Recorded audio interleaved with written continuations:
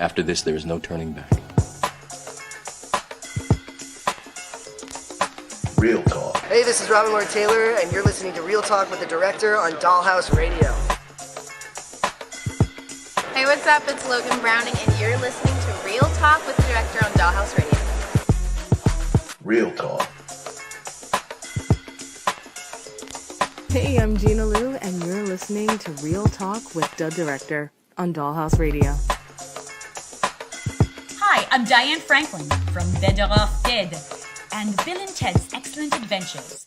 You're listening to Real Talk with the Director on Dollhouse Radio. Hey, what's up, guys? It's Chrissy DePaul here, and you are listening to Real Talk with the Director on Dollhouse Radio.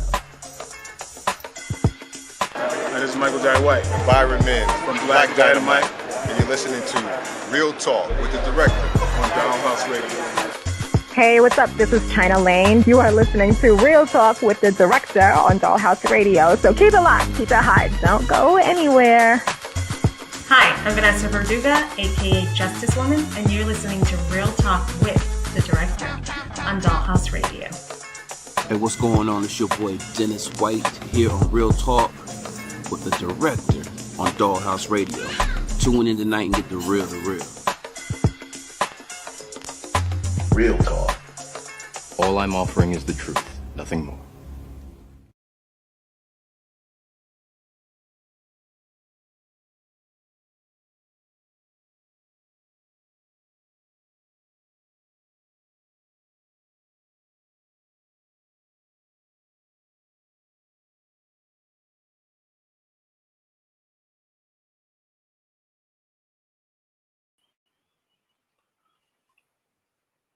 Six 646-595-4038. Oh, let me check in there. 646-595-4038. Once again, the number is 646-595-4038. Welcome to another edition of Real Talk with the Director and the Jedi Council. I am the Director. We'll be with you for the next 120 minutes or so. Real Talk is brought to you each and every Monday by Dollhouse Radio and Dan Morrell. And we broadcast live via the World Wide Web on blogtalkradio.com. Also, now coming live to you on Facebook.com/Clark Director and, of course, YouTube.com/The IE Network. And via Twitter on via Periscope on Twitter. There you go. That's also Real Talk on Twitter. That's Real, REEL _Talk Radio on Twitter. Check us out. Come through. Join us. We always love to have you. So, another Monday, another day. Today is the 10th of August, the year 2020. The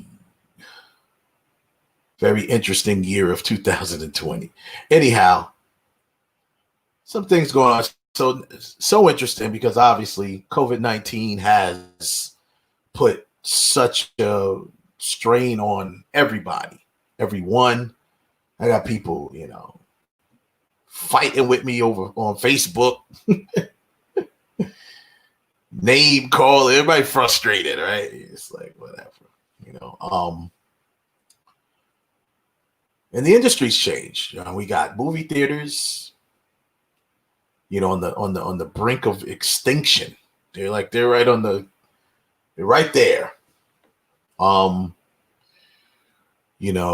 Movie studios holding productions off. Very few productions have continued. So we got actors sitting around. I've had plenty of shows. I was on my other show, The Director's Cut, which is an edition of this show. I usually do it on Sundays, Sunday afternoons at 4:00. One of my first shows, I had a whole bunch of actors on that, is experiencing this pandemic, this global pandemic, which is now just starting to, it seems like globally, the other countries are starting to get it together. but us, the U.S., can't seem to. But anyway, that's too political to even go into because we do not do politics here on Real Talk. But my point is, it's changed everything. We've had Comic-Con virtually, came to you at home, which was actually kind of cool. It was kind of nice. I hate, I guess it was nice because I never had the pleasure to get out to San Diego Comic-Con, which I really wish I could and did, and hopefully one day I will. Hope preferably there with a table. But bottom line is things have changed, right? So my point is we have the 2020 Emmys coming up.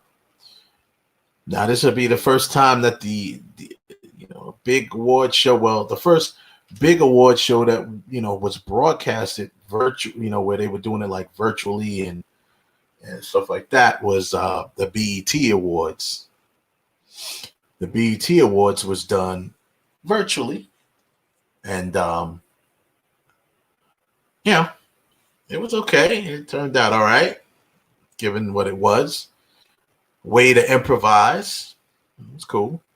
So now the Emmys. Here we go with the Emmys. Primetime Emmys will be virtually broadcasted everywhere. It's going to be hosted by Jimmy Kimmel. And I suppose they're going to kind of take the same formula of what we saw with the BET show.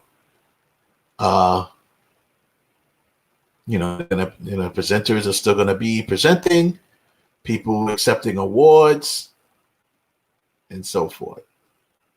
Here's the funny thing. Here's a good question that I'm going to pose to you and to the council as far as virtually accepting your award. So now, does this mean that the person accepting awards already know that they won? So it's like there's no surprise, no element of surprise. Because I seriously doubt they're going to send, trophies to everybody that is nominated. And it's like, if you don't win, it's like, okay, you got to send it back. So, if they're standing there with a trophy, I think that answers my question. If they're standing there with a trophy in their hand and accepting, like, yes, I want to thank this person. Yeah, that means they already knew that they won. It's weird. Definitely weird. But COVID is still running rampant, and people are still being precautious, which they should. And they're scared, man. They are scared. And no one wants to be that person, that production team, that studio that starts up production and have to stop production because half of their crew or cast gets COVID. No one wants to do that. So as a result of it, we have these things. We also have, like I said, a lot of adjustments being made. Movie theater on the cusp of extinction. You got movie studios like Disney rethinking their strategy, and now that Mulan is going to be released straight to VOD. Fans are demanding Black Widow do the same. And now you have to start thinking, one of the questions I'm posed is, should Disney just start doing that? And how much are you willing to pay for a movie? Now, keep in mind, you got to be fair about it. Disney release, or any movie studio releases a movie in the theaters, you're getting charged $15 a pop, a ticket. Now, whatever the split is with that is, I'm sure most of it goes to the movie studio, if not all of it. I know the theater obviously makes money on concession, but they probably get a small piece of the ticket price. But because if they didn't, I can't see how people, they run specials and stuff like that. You got some movie theaters that run specials on Tuesdays. They obviously could afford to do that because they don't get a big piece of the door. I'm not the door, but kind of like the door. That's in club terms of the door. But so you gotta wonder how much is fair. It's a fair price to charge for video on demand. What is a fair price to charge? Anybody in the chat room, I'm gonna pose that question to you. What do you think is a fair price if movie studios such as Disney and Paramount, Warner Brothers, and all of them decided we're going to release our movies straight to VOD, video on demand? What do you think is a fair price to pay? Keep in mind, you would be paying $15.99 or $15, whatever it is, at the movie theater. But that's one ticket. This price that they're giving you, like the price for Mulan is basically $30. But it's for purchase. So you will own the movie. You can watch it 100 times if you want to. So the question is, what's fair? Is $30 fair? Is that a fair price? Is it a little high? Should it be a little lower, like maybe $20, $25, $24.99? Should they offer a rental rate? If they do, what should that be? Should that be the price of a movie ticket? I still think, the rental price would have to be lower than the purchase. Or do you not even open that Pandora's box because it just may throw things off? We'll talk about that. And of course, we'll go over the nominees for the Emmys, for the virtual Emmys of this year. Should be very interesting. We'll go down by categories and see who's what and get some predictions. I do want to note that Netflix leads all Emmy nominations with 160 nominations. Netflix, 160 nominations, the most of any network or streamer. That poses another question. What is the future of television? When you have the television networks, when you have streaming services,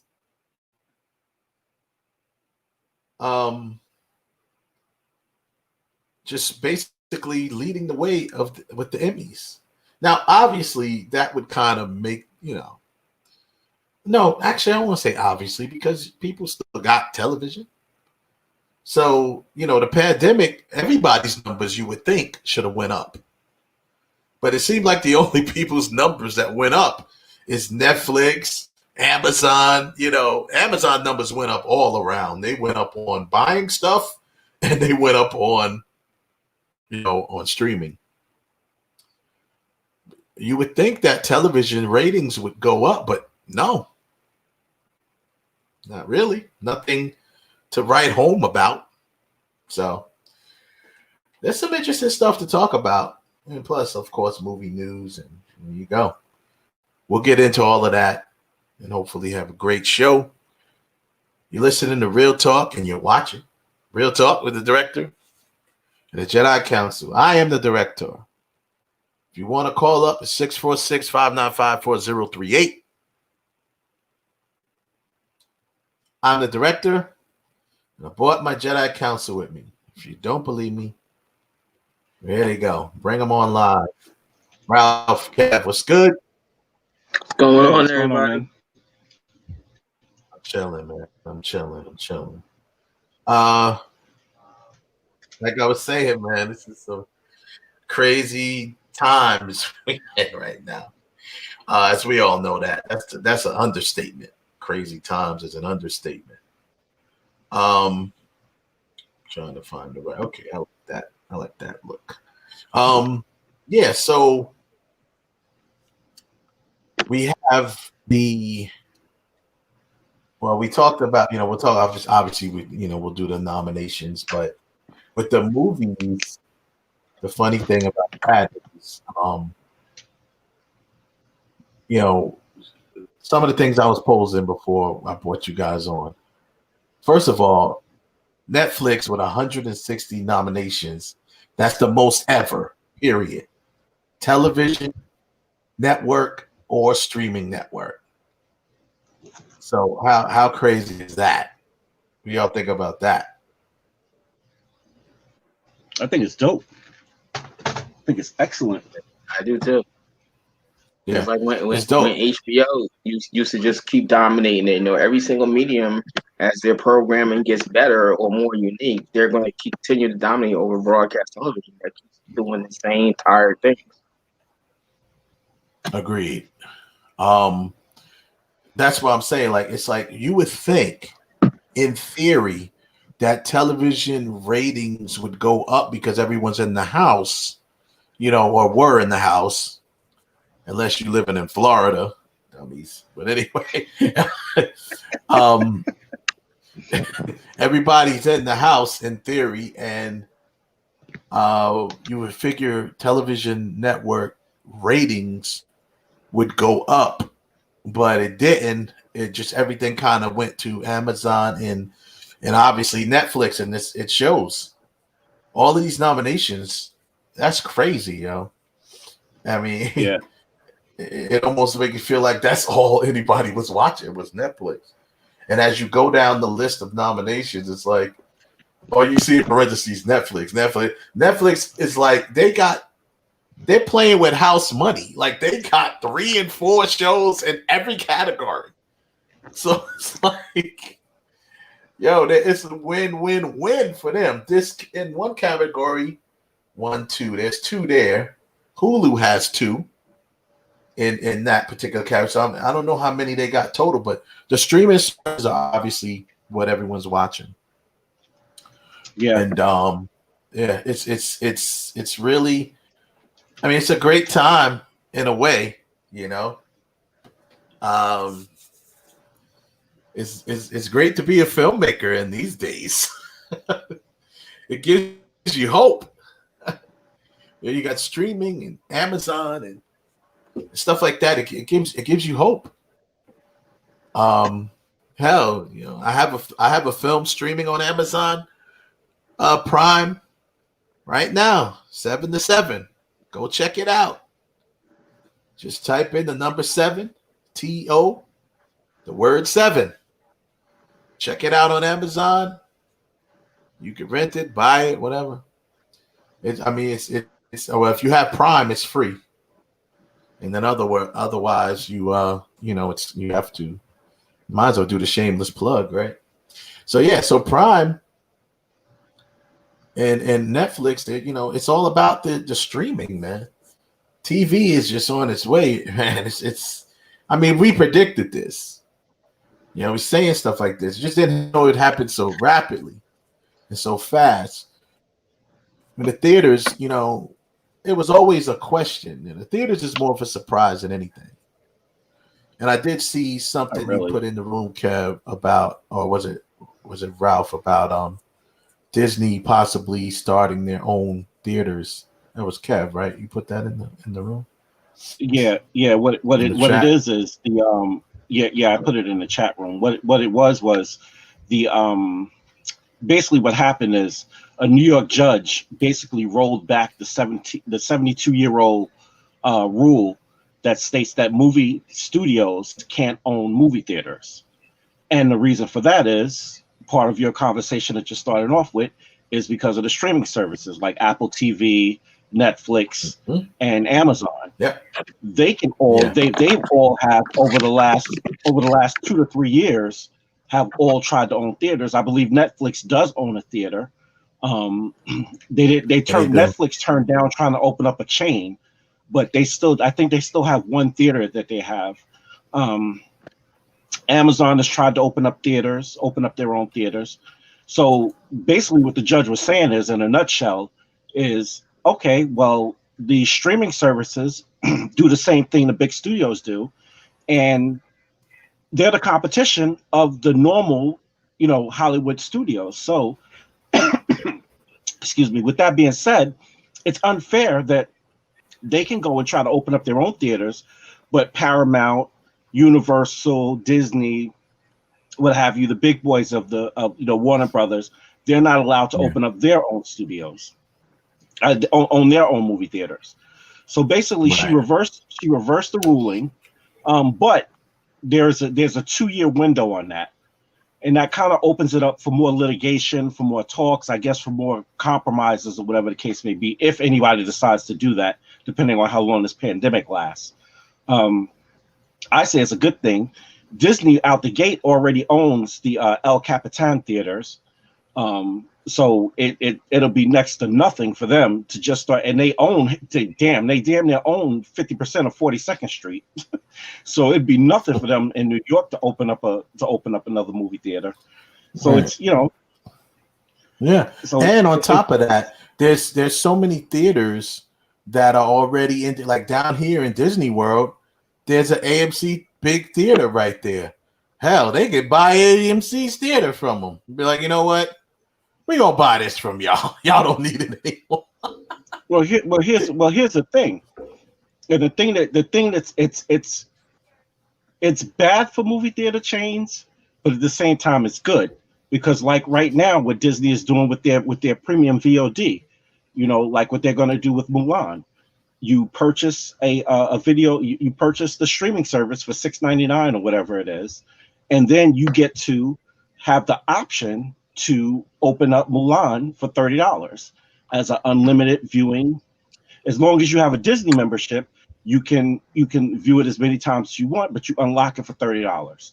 So that's that's another key. But now take it a step further. Imagine this. Now they have movie theaters.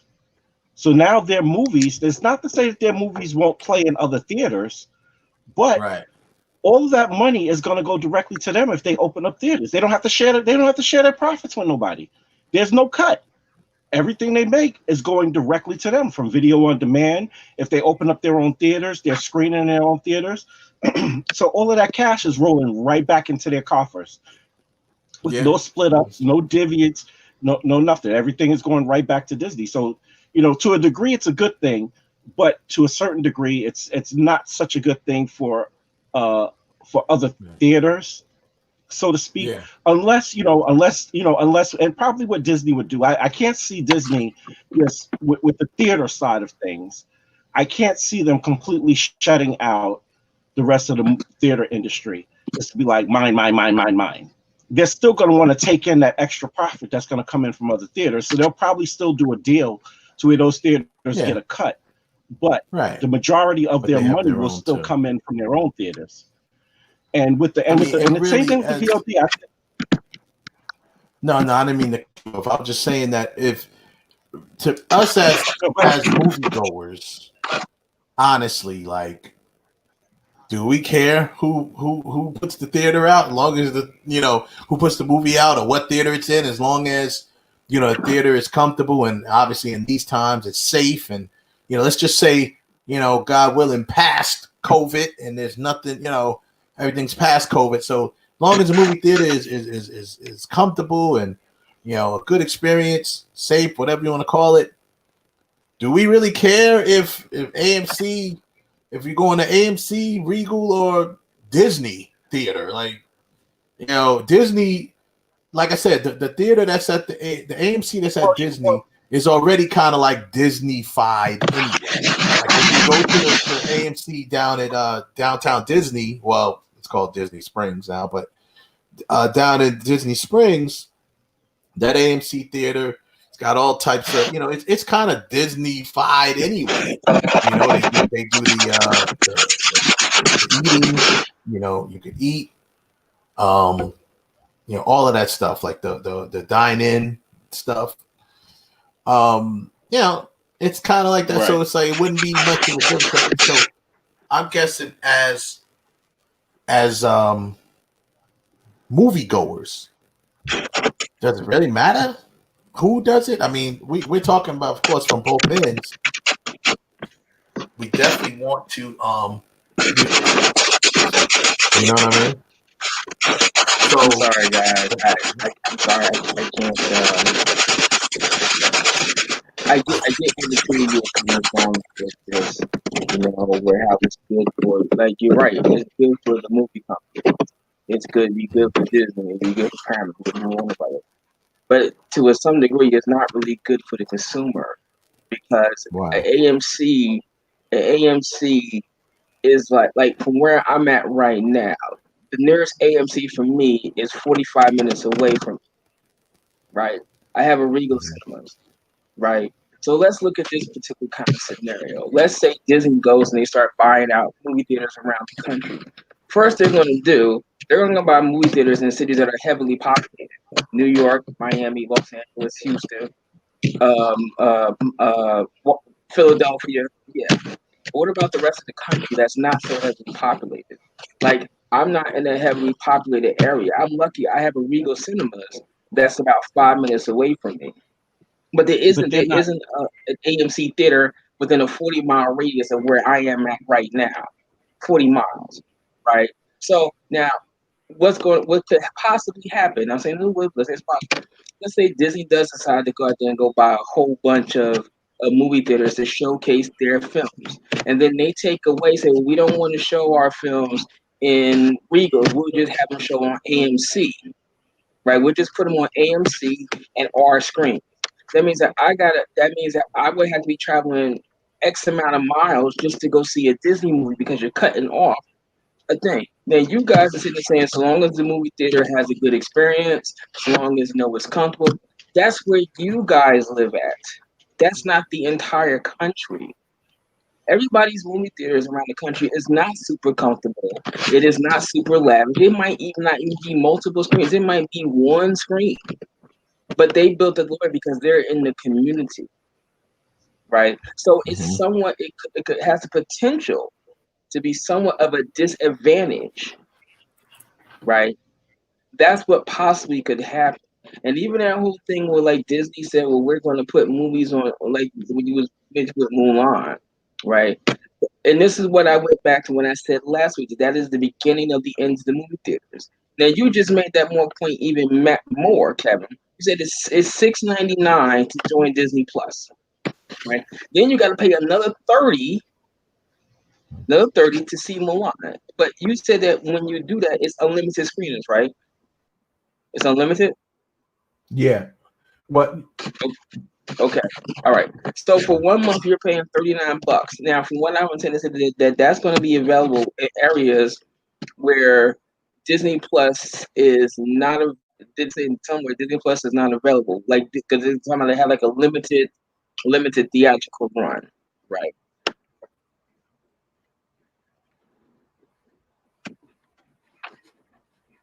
For areas where they have, if you don't, this is how it works.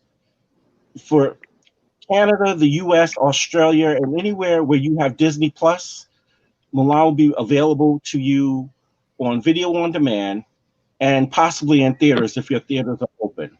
If you live in a country or in a territory where you don't have Disney Plus, but there are movie theaters and your movie theaters are open, you can see Disney Plus in a movie theater. I mean, you can see Mulan in a movie theater.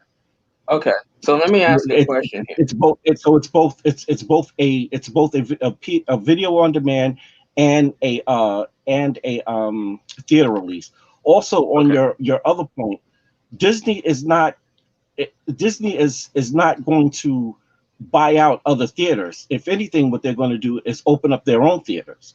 They're not going to go to like a Regal or to a AMC and try to buy their theaters. They're more so either if they're going to buy anything, they'll buy and convert maybe old mom and pop theaters, or maybe they'll work out a licensing deal with the mom and pop theaters where they convert their theaters to Disney theaters, and maybe they'll split the bread or whatever the case may be.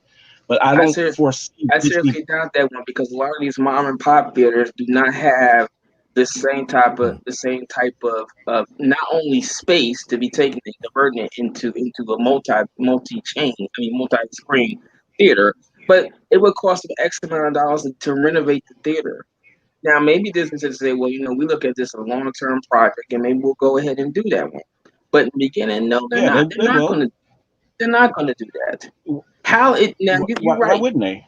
42nd Street is realistically speaking Disney Boulevard. If you really want to be technical, how long did it take them to take all that stuff they did, tear it down, and rebuild it into their image? It took them at least a decade to do that. No, it didn't. It took them less than 2 years to do that because they did it under Giuliani. They started, they did it bit by bit, but it took them less than 5 years to do that. It didn't take them a decade to do that. I was working in the city when I started that. It didn't take them that long to do it because the only thing they were doing was converted. They were converting over basically like where the Lion King and where all of that stuff is. All of those are already movie theaters. So the only thing they did was just renovate the space that was already there. So it didn't really take them that long to do that. Okay, even if, let's just say for the sake of this, let's say 2 years. It's gonna take 2 years to do this, right? You just said it's gonna be like a 2 year for possible litigation. This thing may not even happen until 5 years down the line, possibly 5 years down the line, right? But even with them doing that, you're still going to cut off people because then this is the ingredient everybody keeps missing. Greed rules everything. It's going to rule everything. If there's going to be an opportunity to make the maximum amount of dollar with the most little bit of effort into, executives are going to do it. It's traditional. It has constantly have it. I get where you and Kev, and everybody else coming from as far as the movie going fans, because I'm a movie going fan myself. But none of us are in that position to sit there and tell things and say, wait. Maybe you guys need to sit back and think about it because we're going up against the executives. It's always going to happen. Well, I need to ask. How many? And this goes back to what I said last week. Once again, and then it came out the next day with this Mulan thing. How many subscribers do Disney have right now on Disney Plus? I don't know. Over 15 million, like 5 or 15 million or something like that. 15 million. Okay. Somebody with a calculator, because I'm trying to figure out how to get the calculator up on my cell phone. For one viewing, how much is 15? Ralph, Disney grows to more than 60 plus million subscribers. There you go. So they're at 60.5 million. All right, so multiply 60.5 million times 30. And tell me what kind of number you come up with.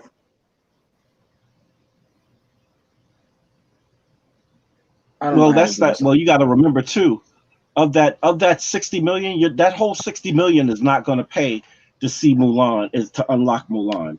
Yeah, you'll probably get 85% of that number. Even I don't care what, even if you don't put 60, you put 50, 40, 30. Put whatever number you want in there and multiply that by 30. By $30, and see what kind of figure you come up with. I'm almost. I crunched the numbers. I know them. I know the numbers. We crunched the numbers before a week ago. Something like that. Yeah. All right. Mulan, if it came into the theaters, even if you combine the entire grosses of every country, it's going to not come from anywhere near that figure. It's not going to come nowhere. You said $180 billion.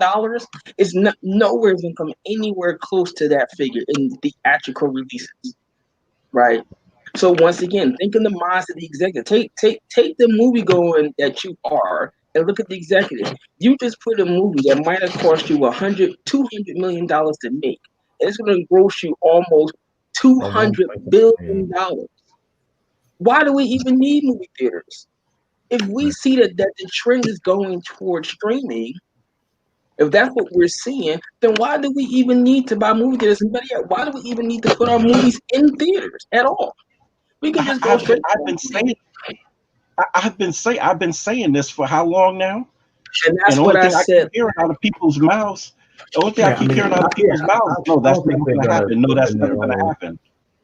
Yeah, I don't think they're going may- to. I mean, even if they it do may. open their own theaters, I think it'll be more of a novelty type thing with Disney, at least. Exactly. You know what I mean? Where it's just like more of a novelty thing as opposed to, just to be able to still offer that movie experience. I think they're gonna, because really investing a whole lot of money into a bunch of theaters is going backwards, in my opinion. The You're industry is moving towards streaming, so like that's they I believe if anything, they're probably just testing the waters and seeing what's what. But I think if anything with Disney, they may do it as more of a novelty thing where you can go there and have a Disney experience at the movie theater. You know what I'm saying? That's the only thing that I think that they'll do. Streaming is going to be what they're going to do. VOD, whatever you're going to. So with that being said, releasing this thing to VOD, like people, they're doing Mulan, it's $30. What do you think is a fair price? Do you think that's a fair price? Is it something, it's video on demand, so I guess you own it, right? It's for purchase, it's unlimited. No, it depends on what it is. For if it's regular VOD, just like with Invisible Man, just like with Trolls and with all the rest of them, when they release them for premium video on demand, and again, you got to remember, it's not VOD, this is premium video on demand. So premium video on demand is going to be a higher price point. Disney, in their boldness, said, listen, this is what we're going to do. We're charging $30 for this one. In most cases, like I said, when Invisible Man came out, when Bloodshot came out, those were all $19.99.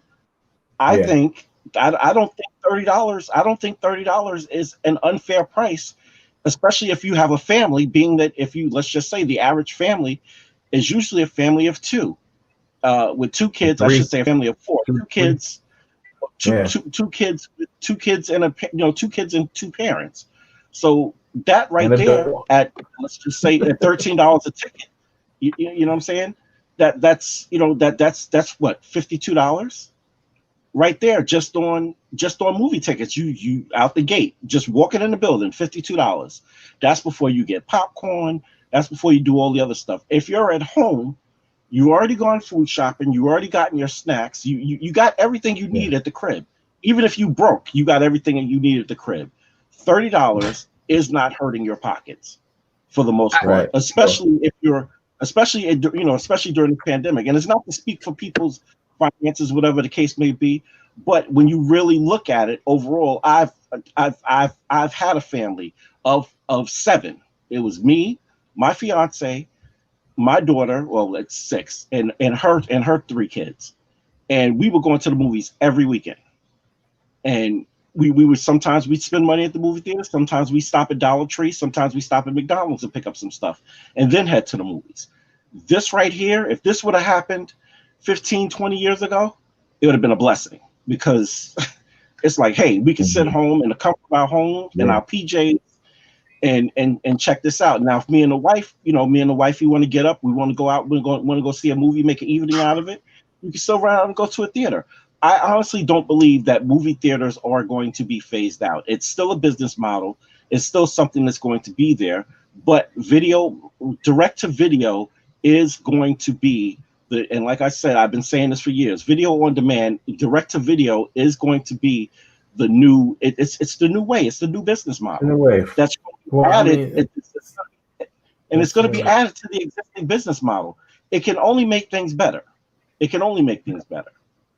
I mean, for the consumer, I mean, to me, I'm cool with it either way. But I mean, I believe they should go that route, because what they don't want to do is open their eyes and next thing you know, they're falling behind and losing a lot of money because they haven't taken advantage of this platform, when they know that if they did, people would do it. Right? Don't be like a record. Exactly. Perfect example. Do not be like the record industry and get caught out there, not ready, fall behind, and next thing you know, you're losing money, you're losing everything. So with this, you got to try to take the bull by the horns and go get in front of it. I mean, look at it right now. We're looking at we're going to be running down the nominations for the Emmys.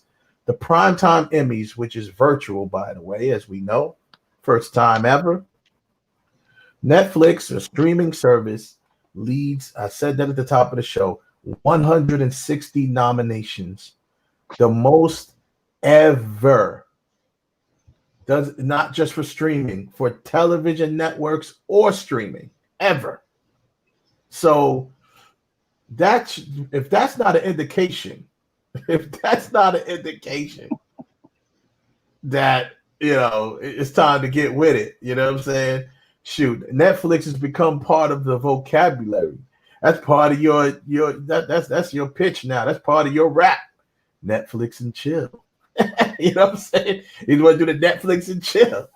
They want, you know, I'm sure them theaters want you to start saying, or them studios want you to start saying VOD and chill. You know what I'm saying? Like, instead of going, because they'll take it.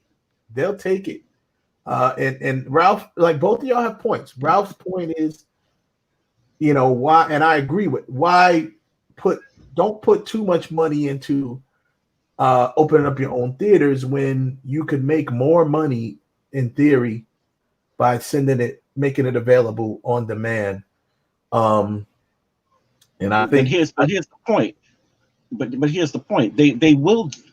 It's not a necessary thing for them to do, but it's something that they can still do, just because of the fact that money for certain events goes directly back into their pockets. So just on an event basis, let's just say they convert one of their theaters in downtown Manhattan, in Midtown Manhattan, or let's just say they grab a theater here on Long Island, like the Belmore 5, and convert that into from the Belmore 8, and convert that into a 6 theater, a 6 screen theater from an 8.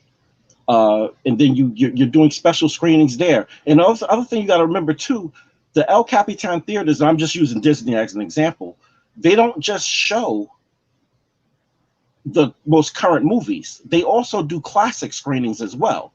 So there's people who go to the movies just to see classic Disney movies.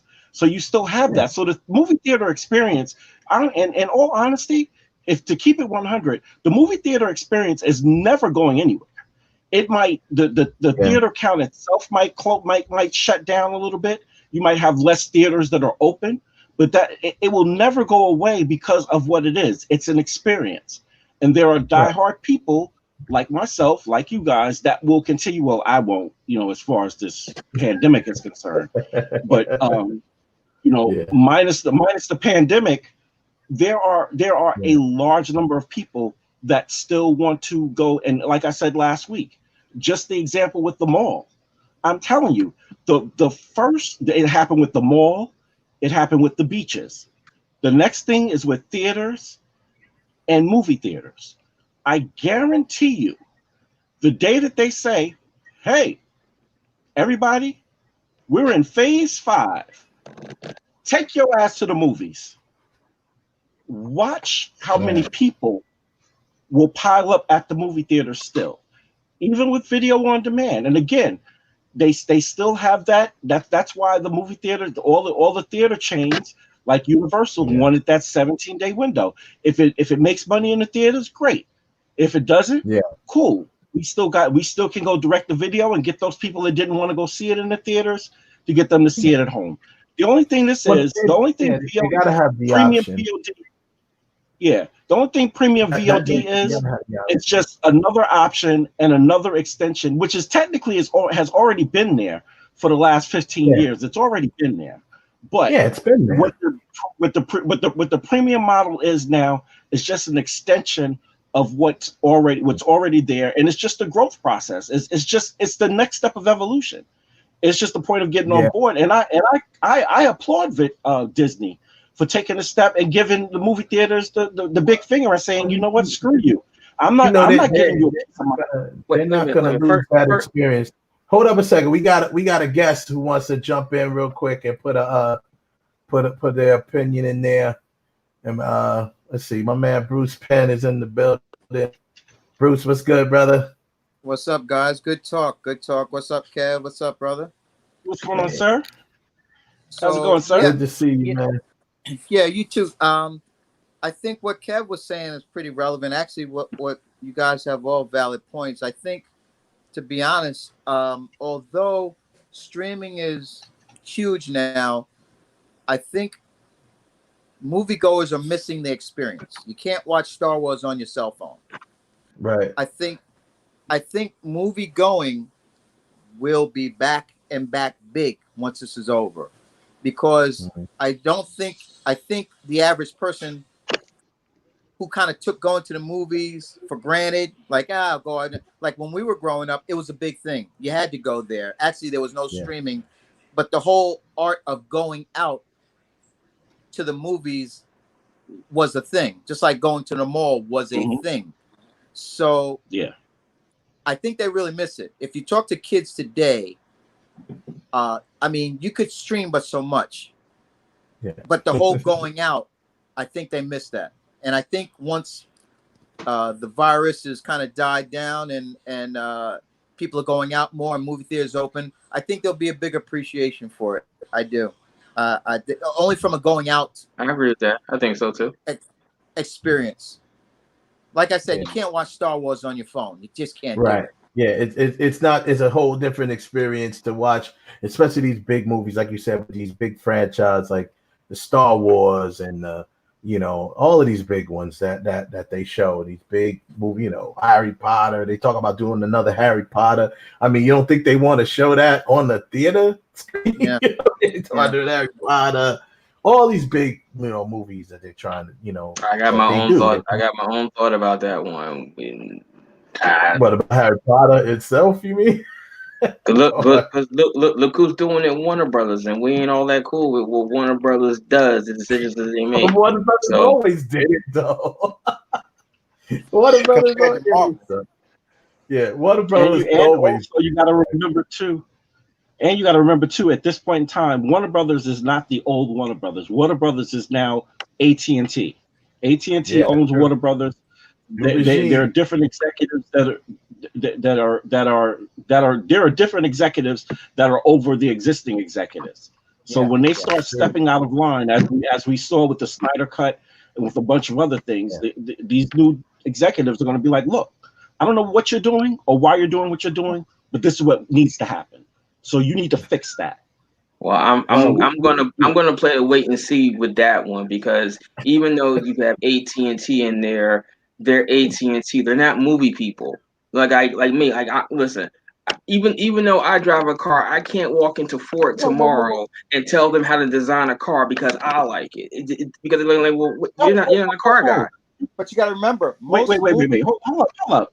Never movie. AT&T is AT&T for the last 10 years has owned a satellite company. That is not a movie person. That's not a movie person. Ralph, listen up, Kev. What he's trying to say, Ralph, is yes, AT&T. So we ran that when we did a show on this. When AT&T has acquired, let's get that straight. They've acquired Warner Brothers. That's right, they have. So all of the Warner Brothers executives, including Jeff Johns, who was over the DCEU, they have all been replaced. All of them. I ran down the names of the new executives that they now have to report to. And the actual CEO, the former CEO of Warner Brothers, he don't even have a job now. He's gone complete. So that does make a difference. So whether or not they're not movie people, first of all, AT&T is a communications company. They've been running a network for several years. That doesn't network for several years. I'm sorry, but that does not matter. It does not matter. They're not actually movie guys. That's like you saying Jeff Johns can go over to AT&T telephone division and tell them how to make a better telephone. He can't do it because he doesn't have that background in it. None of those guys that Warner Bros. Stuck in there are actual movie guys. How do you? No. Wait a minute. We got to double check that. We got to double check that. Yeah, double check that. Double check. Yeah. But you know what? Right. But before I make that full statement, let me double check that to see if these people have any type of film background. Hold on. Right. When have movie moguls ever had background in movie and filmmaking? Don't forget, these are businessmen. Let's go back a little bit. Exactly. You are giving too much credit to these guys. Are about money and only money. They're about name. That's why Halle Berry got cast in Catwoman. They're about hey, they don't know anything about movies, so we saw where it goes awry. Like, wait a minute. Oh yeah, that's black girl. She's really popular, Halle Berry. Let's get her in. And everyone's like, wait, that's a bad choice. It's not gonna fit. But yeah, but she's hot, right? Because we did. I agree. I agree with that. I agree with that. But however, the least part of that statement is that they're business guys. They're still business guys. That at least have some kind of experience in the film business. They're not like fresh off the boat. Now, wait. You're the ones that always Hold. Now, what I'm gonna do is that I'm gonna refrain from that statement until I do a little bit to find out what's the background of the guys, right? Of the new people they appointed to the executive board to run the film division. I'm strictly talking about the film division, the film, not television, not network, film division. Let's talk about that. Okay, let's talk about that. Let's just talk about that. You do not have to be. I'll put it like this: outside of the few films that the three of us have done, because I don't know, Ralph, if you well, actually, yeah, you worked in the film industry, so you know. We've all worked on films at some capacity, on some way and form. So we all have we pretty much all have the ability to answer this question and to say it with some confidence. And I will confidently say that these businessmen stepped in as soon as they took over Warner Brothers. What did they do?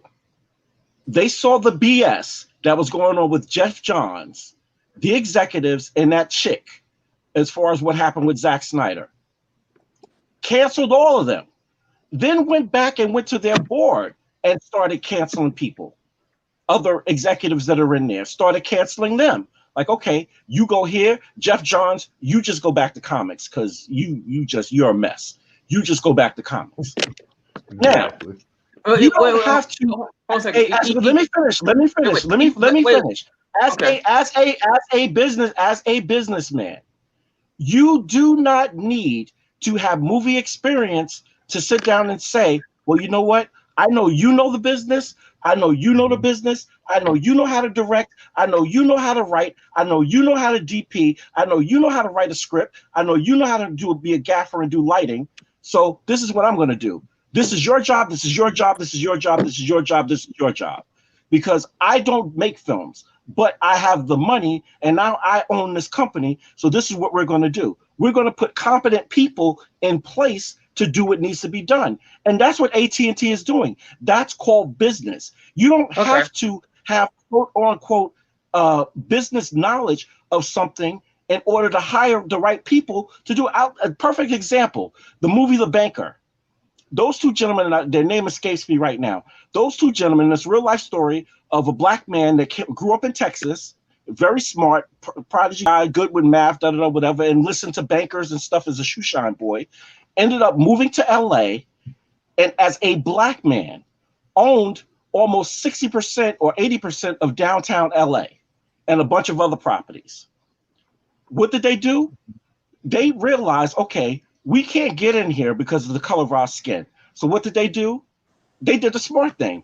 They got a white guy, and they put him forward. They taught him what he needed to know, put him forward as their front man, and then they went and made their business moves, and they acquired white businesses and white buildings that black people didn't have access to and wouldn't have had access to if they didn't have the business savvy to say, you know what, we can't get in here, but because of the color of your skin, you can get in there. So what we're going to do is we're going to teach you what we know, and then you're going to go in and set up these deals, and boom, we're going to get our property. Same thing. Okay. AT&T came in the game. As the communications come, go ahead, Bruce.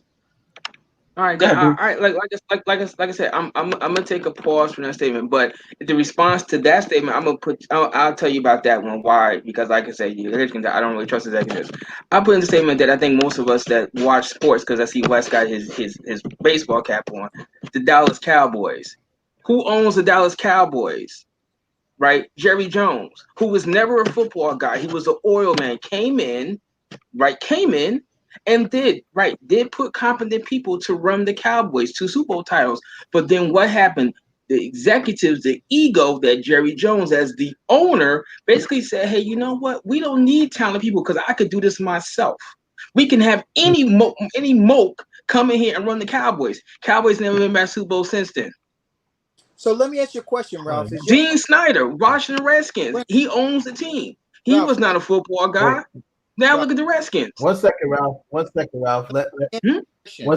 Bruce got a question. So, Ralph, is your premise that you think movie makers should be in more control? Because I'll be honest with you, from a business model, they would be huge failures. I'll tell you why.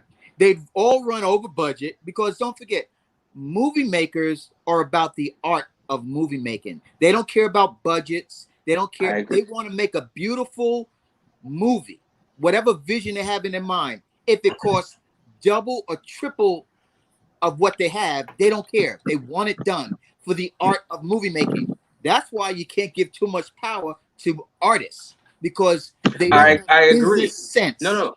Most of them do I agree with artistic that. I agree with ability, that. but no business sense. That's I agree with that. You don't.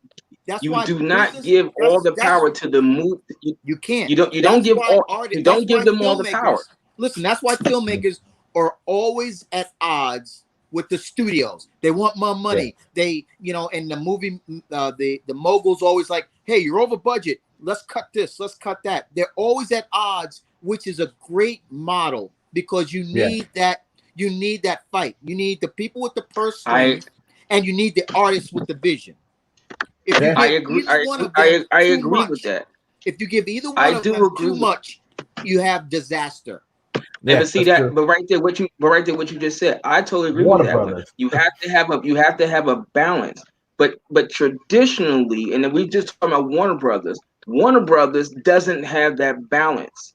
They leave a lot of decisions or have left a lot of decisions to the hands of the executives. Ralph, if you go back to I have an answer for you. I have an answer. 1 second. So now, it says the guy, the CEO from AT&T, I think his name is Stevenson. So he says the four businesses and reporting to Stevenson will be John. Okay, so you got John Stankey, CEO of AT&T's media business, right? Now, John Stankey actually worked at Warner Media. He used to be the CEO for Warner Media. So he has experience. They're just moving people around. So they're not firing everybody, but what they're doing is now reporting, moving people around. He actually used to be the CEO of Hulu, John Stankey. He was the CEO of Hulu. He now resigned that and gave he was CEO of Warner Media. And now the former CEO of Hulu took his job at Warner Media, and he's now taking over. I'm cool with that. They're trying to keep the people in place, but the people that were making the final decisions, they were the ones that were screwing everything up for Warner Brothers. That's why they need to be out of there. You're absolutely right. You're absolutely right. So if that's what that guy did, that's fine. That's what I'm trying to say. If you have let's say you have a board of 10 people, okay, and none of them, and then you replace all 10, and none of them have any idea of how to deal with the movie business, and just forget the movie business. Whatever board you have, you bring in people that have no idea of how that business model works, right? You begin to set yourself up for failure. I think you're missing the point as far as, bro, the movie business and everything else is now going the way of communications. What better to take it into the world of communications than a communications company? That's Well, I don't know about that part, but I mean, that's something that could be debatable. That's something that could be debatable because that opens up other lines of revenue that you Where the entire industry is going. What? Yeah. Exactly. That brings up that, but would they be the best to run? That's a debatable question. That's debatable. All I said and that's why I said communication.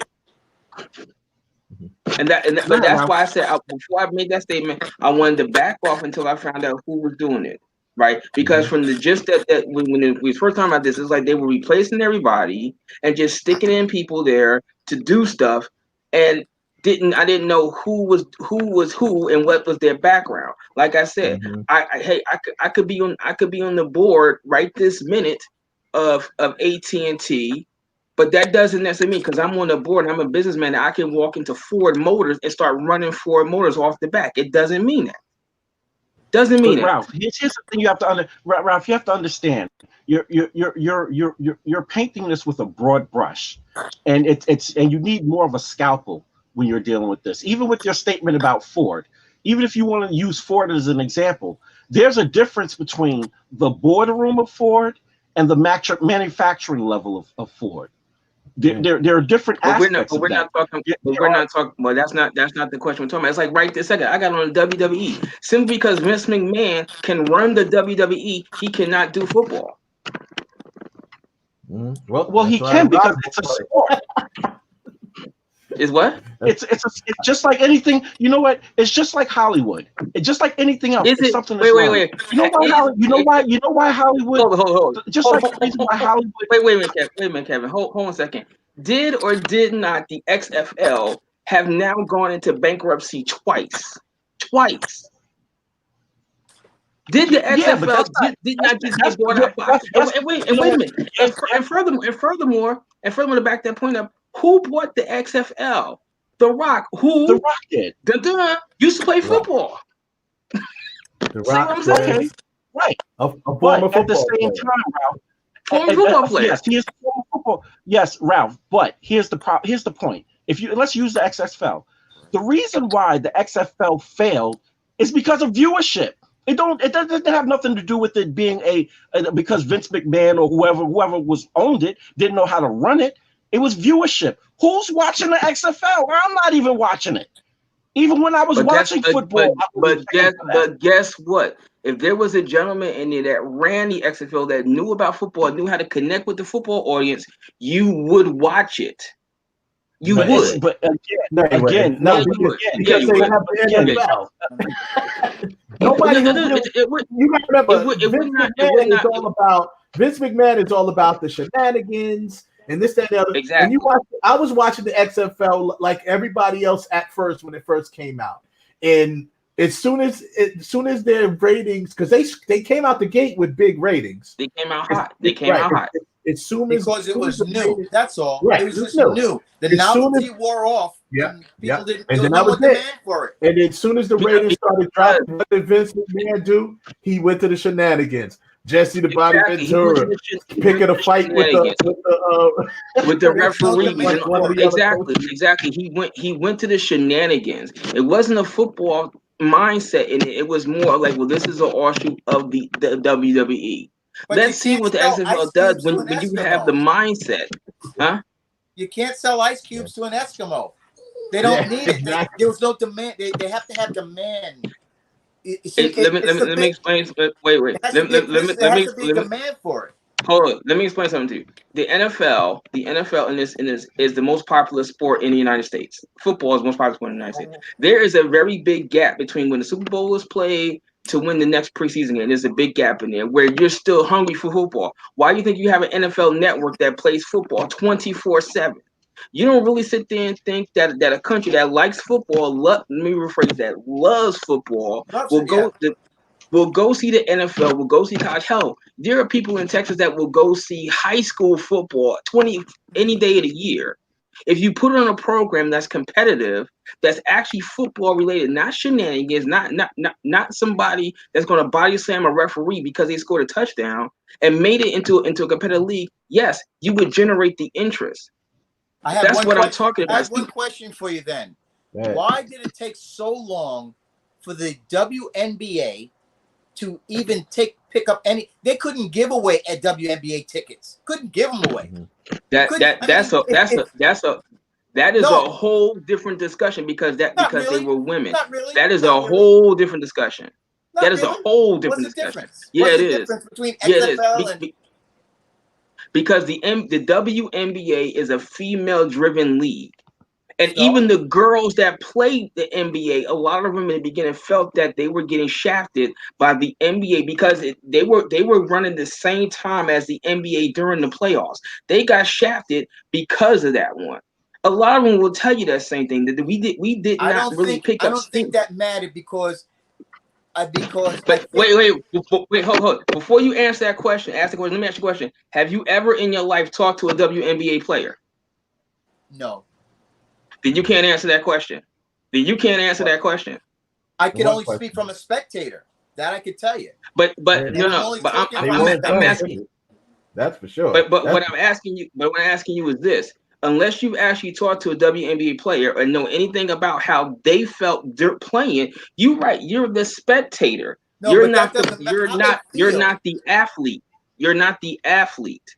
But the athletes don't matter, and I mean that by this way, because you could have the best athletes, but if no one's there to see it, it doesn't matter.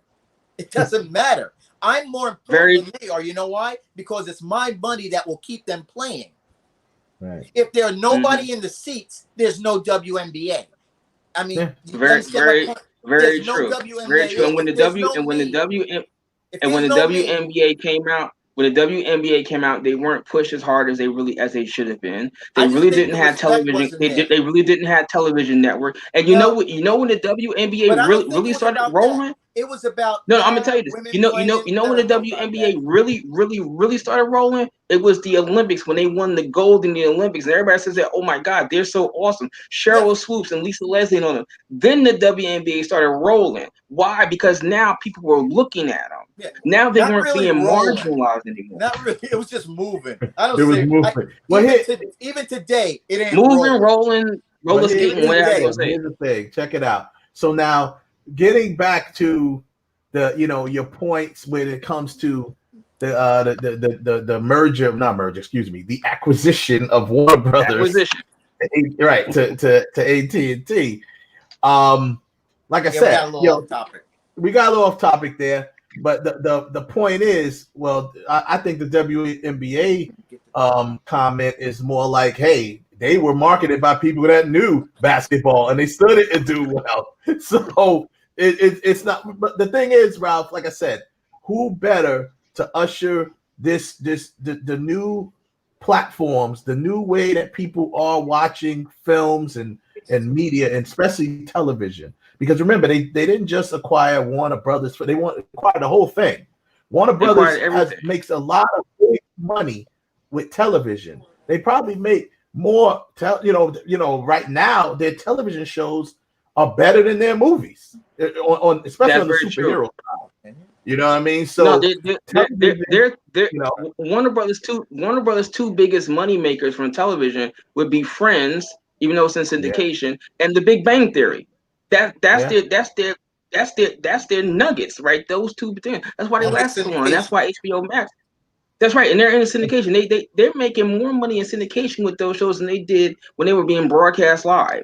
That's really the truth, right? So I got no, but that's why I said, when I started saying, I said, wait a minute, let me take a second and see who's running Warner Brothers now before I really make that statement. They just kind of move pieces around. He's different. My whole thing is simply this, right? And this goes for anything. I have no problem with if you buy something, you should put your people in there, but make sure they know how to do it. And I'm only saying this with Warner Brothers because it seems that every time something goes into Warner Brothers just starts messing up. The film division. You didn't hear me say television. You didn't even hear me say animated. The film division. Something keeps happening to the film division, right? Now you said they're making a Harry Potter. Now, prime example, Harry Potter came in there. Warner Brothers didn't do nothing about it. They let Columbus and Alfonso run their movies, right? They put on the vision they wanted to see, and nobody at Warner Brothers said jack. But it came when DC. Oh, now we got our opinions. I answer that. I think it's because number one, Harry Potter is Harry Potter, right? Like there was no competition. See, DC has a direct competition with Marvel, so they probably felt a little hard pressed to try to get these DC movies popping because they see all of the money and the moves that Marvel made, especially with their own when MCU came into play. They see all that money that Disney was making with Marvel, so they felt hard pressed to try to up their game. Right. And who made those decisions? Why did it take Wonder Woman to put Warner Brothers back on? Exactly. Yeah. But once again, who made those decisions? They used the Marvel model. No. And frankly, a lot of people seem to forget this whole thing.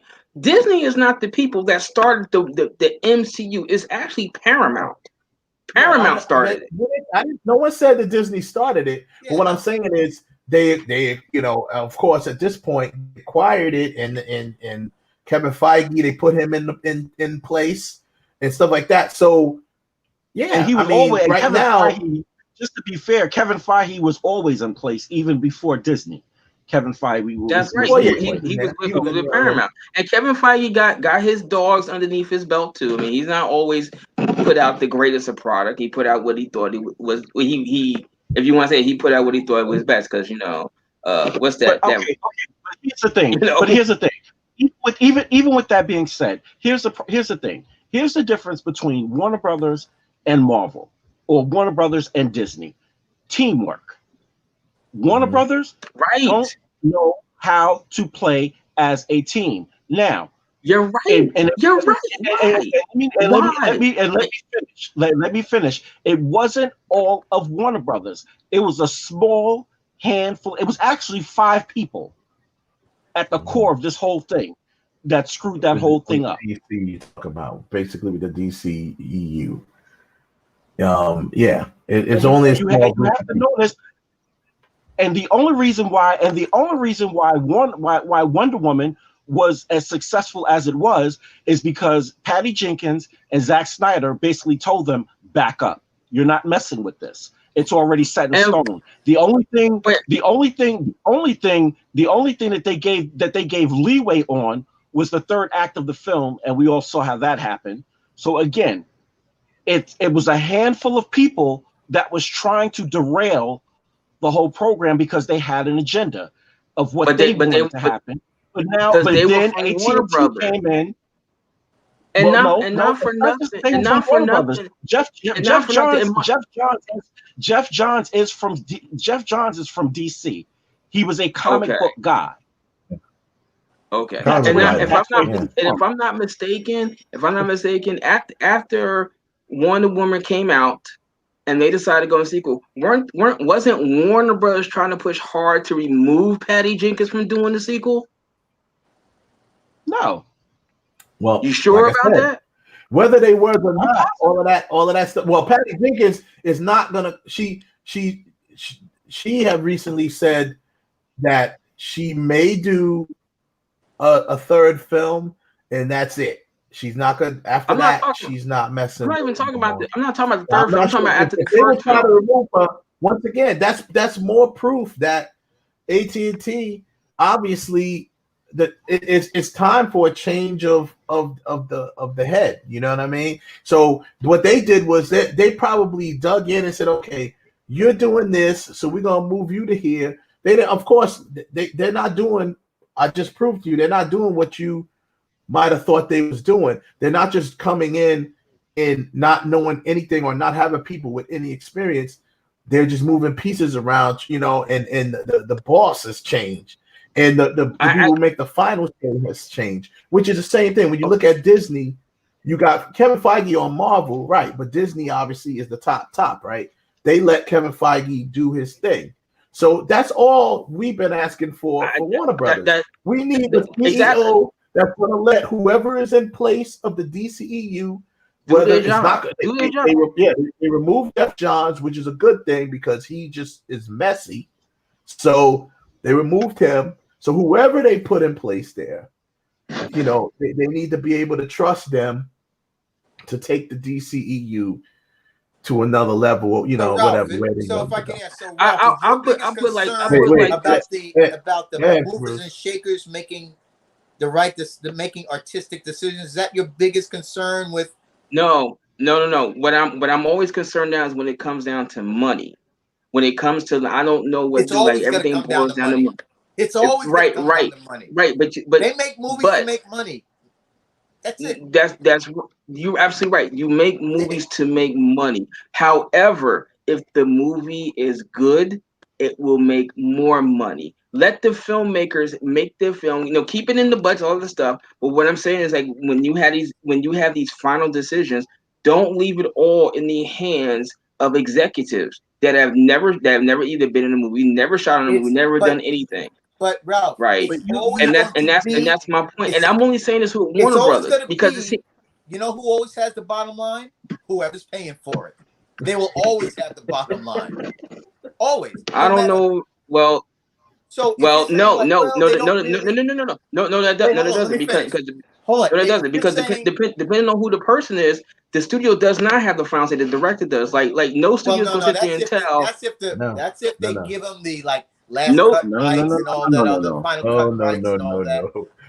No, never has the final say. It's never. No. Wait, hold. Never. No studio is going That's to why tell Steven Spielberg what he can do. Ralph, that's why. But Steven Spielberg is not just the director; he's the producer. He's the money guy. And a lot of times, he's the executive producer. He's executive. And what about Nolan?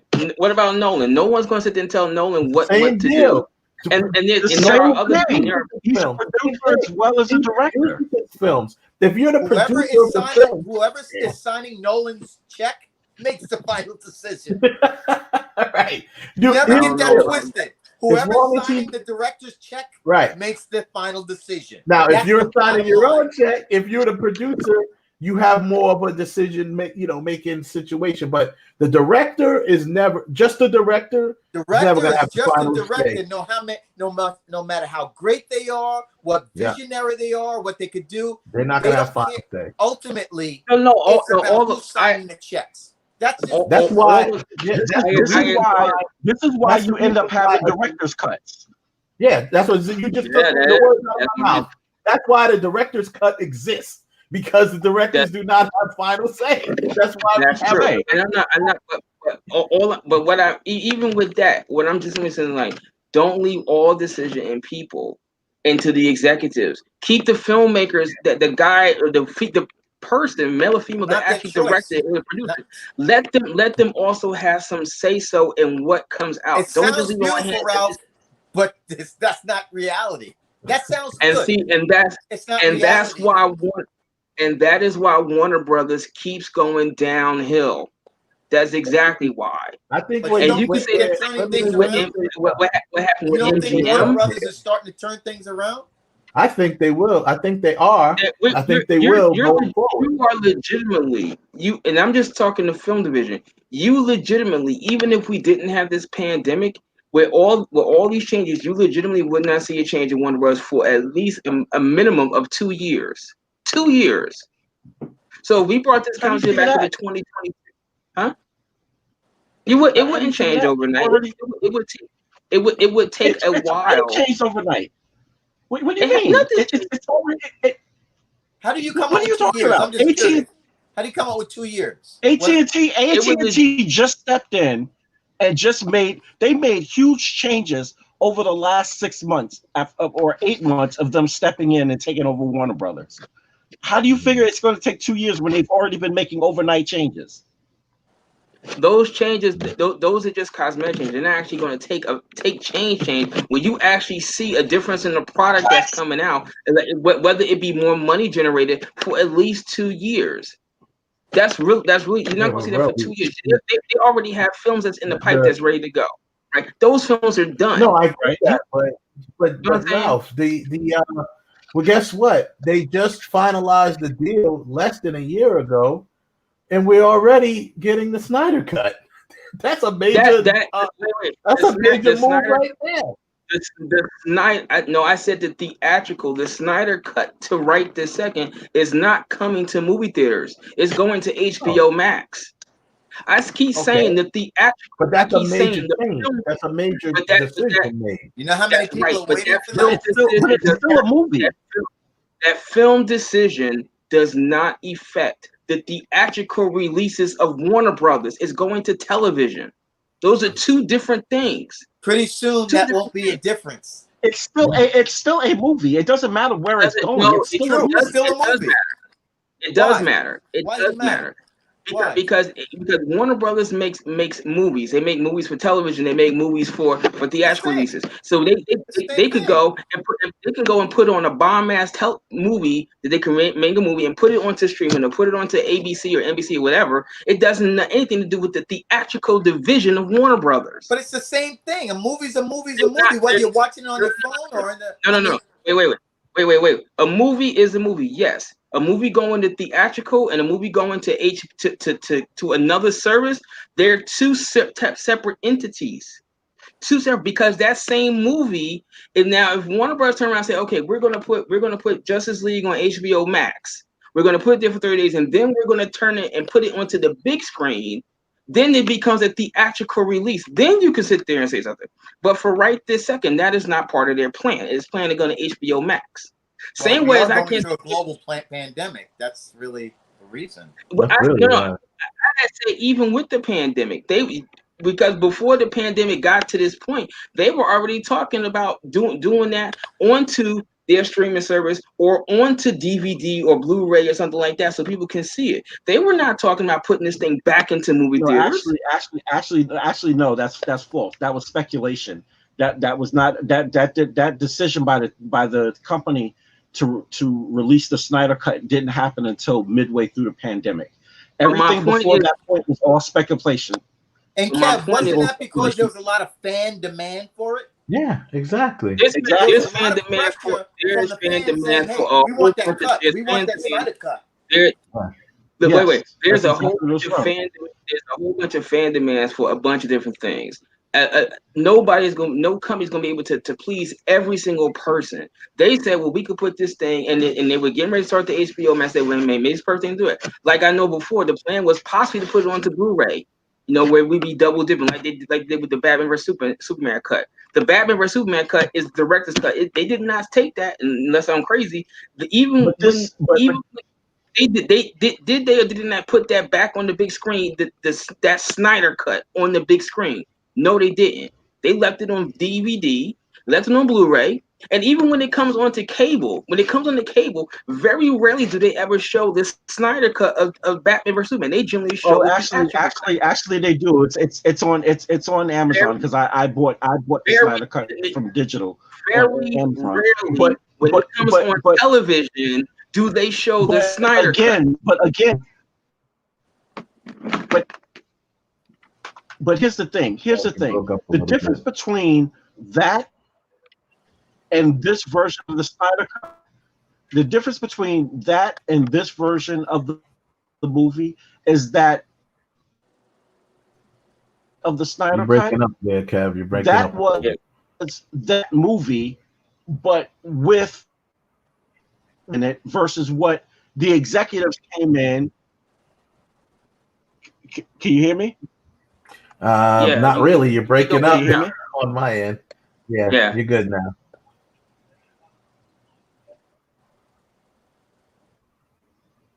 Yeah, man, your video is freezing. Now, with that Snyder cut, that was. I'm not doing anything. It's not me. It's just it's okay. Yeah, it's not me. I don't know what it is. But with that Snyder cut, that version of the Snyder cut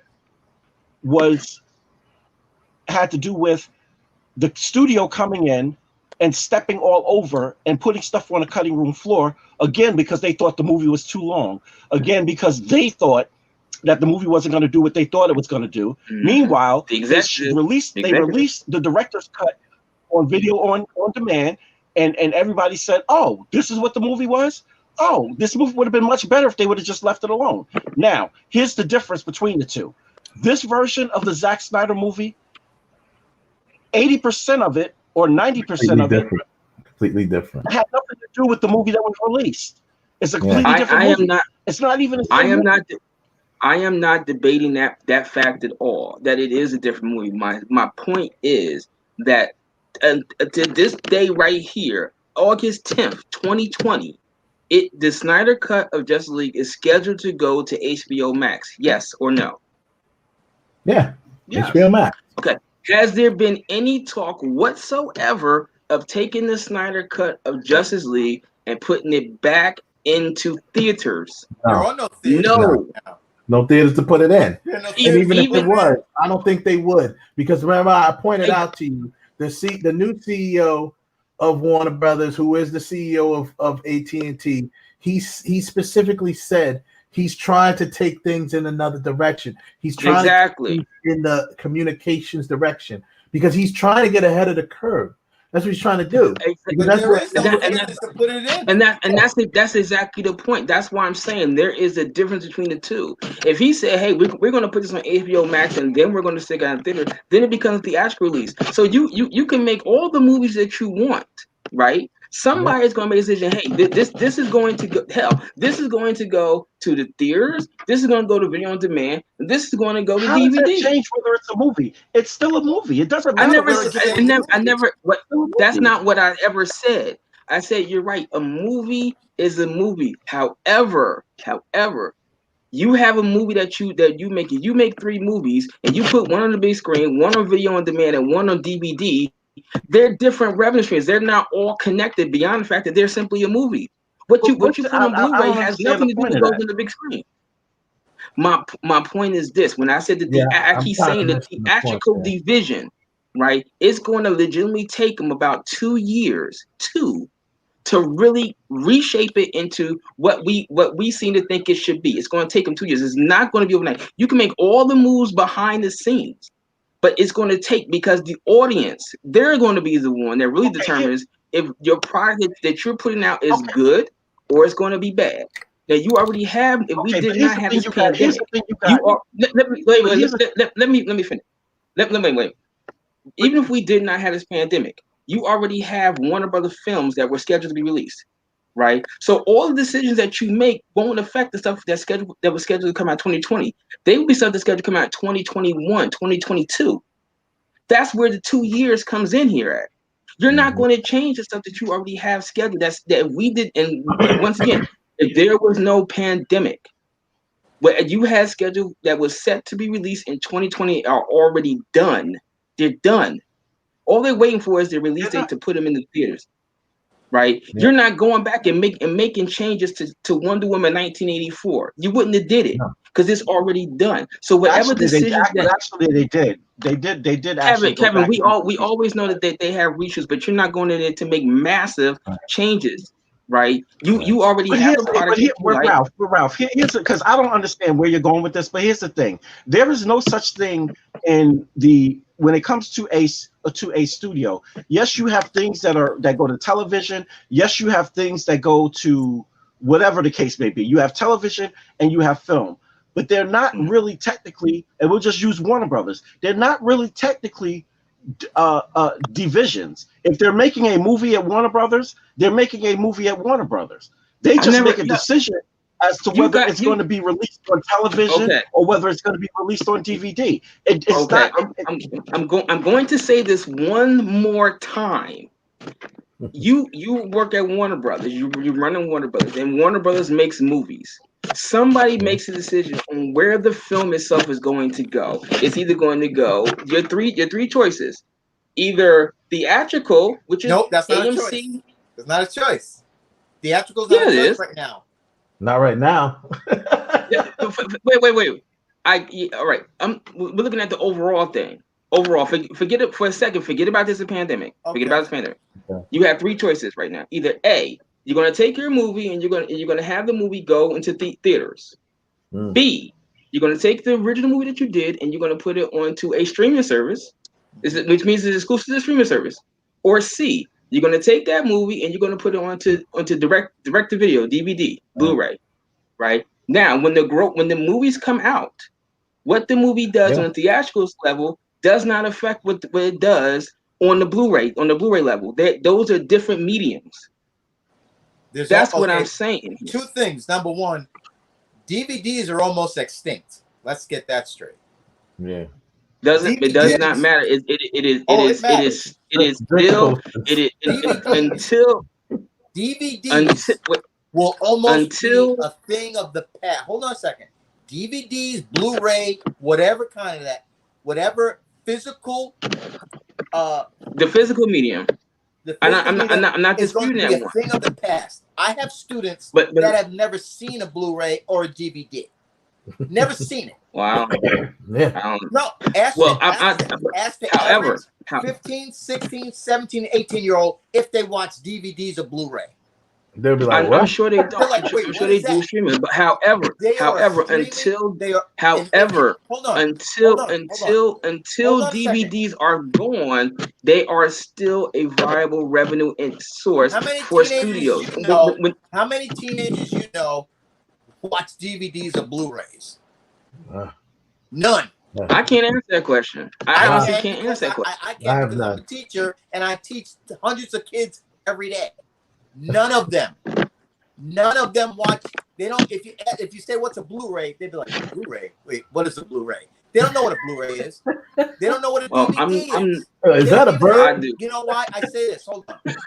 They have no way to play it.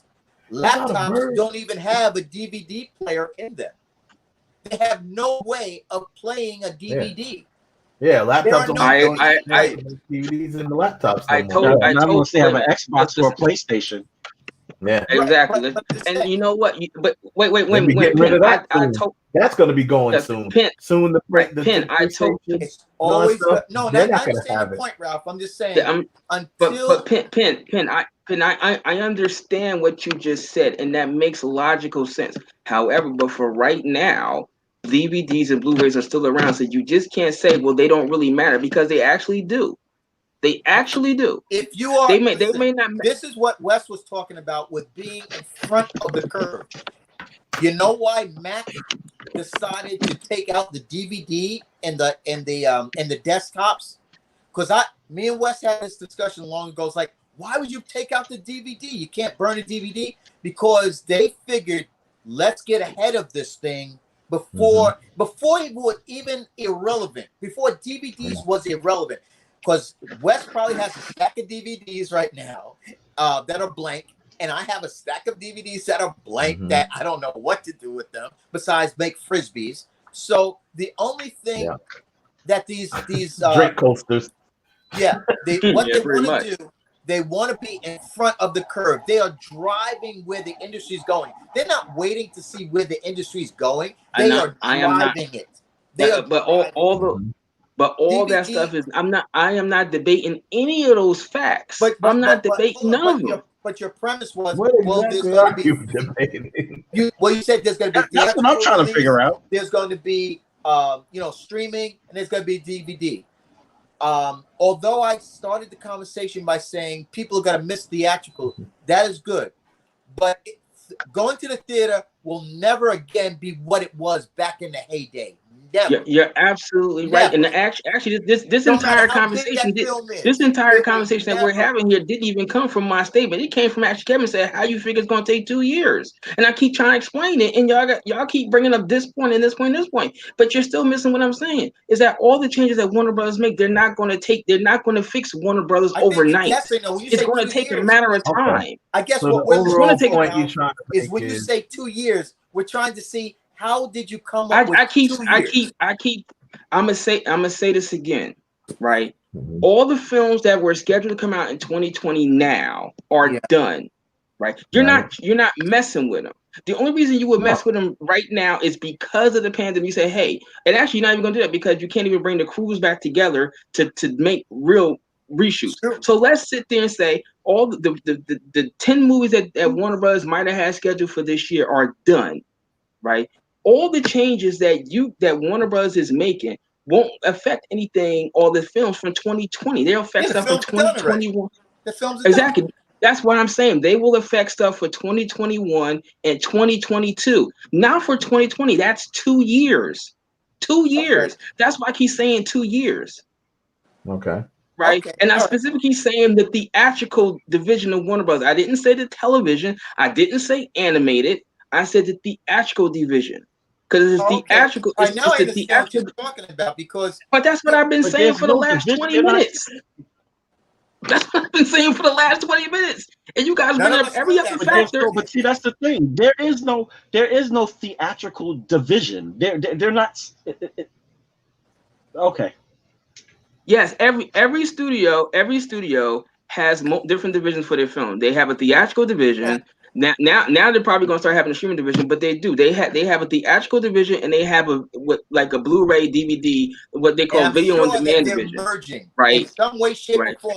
Those divisions are merging because it's really about releasing it. It's not about well, the theatricals, this and that, because they're trying. It's only going to be it's going to boil down to one way of streaming it out or one way of getting out. All these different ways they're trying to cut costs because they're saying they're just crunching numbers, Ralph. They're just crunching numbers. They're saying if we have to release it theatrically, we have to pay all the distributors. They have to get a cut. We got to do all the promotion. We got to do all this. You know what? We'll save $10 million by just streaming it. It's coming down to numbers. They don't really care about how it's released. They're looking at the numbers saying, how can we make the most money? Well, if we do it theatrically, it's going to cost too much. Get rid of that. Wait a minute, Wes, have I not always said that it always boils down to money in the end, greed in the end? It boils down to the almighty dollar. Isn't that why I said is that why I not said last week that this was the beginning? It was a nail in the coffin of the theatrical going experience. I said that last week. Mm-hmm. You guys have done nothing. You guys have done nothing but keep backing up what I keep saying. That it is a coffin in the nail. But of going to movie theaters. Well, let me just. But it's not though. Let me call for hold for a second. I just want to kind of pull that, wrap that up where because we went from talking about AT&T taking over Warner Brothers. I guess your overall point was you feel that Warner Brothers film division is not going to be repaired overnight. Is that what your overall point was? It is. I keep saying the Warner Brothers film division, with any changes that AT&T makes, it will not really affect Warner Brothers theatrical film division for a minimum of 2 years. But okay, now and my answer to that was that's not necessarily true because we do have to. We can't speak hypothetically. We have to speak of today. Right now, theaters is not an option really. So they are making changes if they're going to say we're going to just like Disney's making changes and adjustments. They're saying we're going to release Mulan straight to VOD. We're not putting it in theaters, or we will make it available in theaters, but it's coming straight to VOD.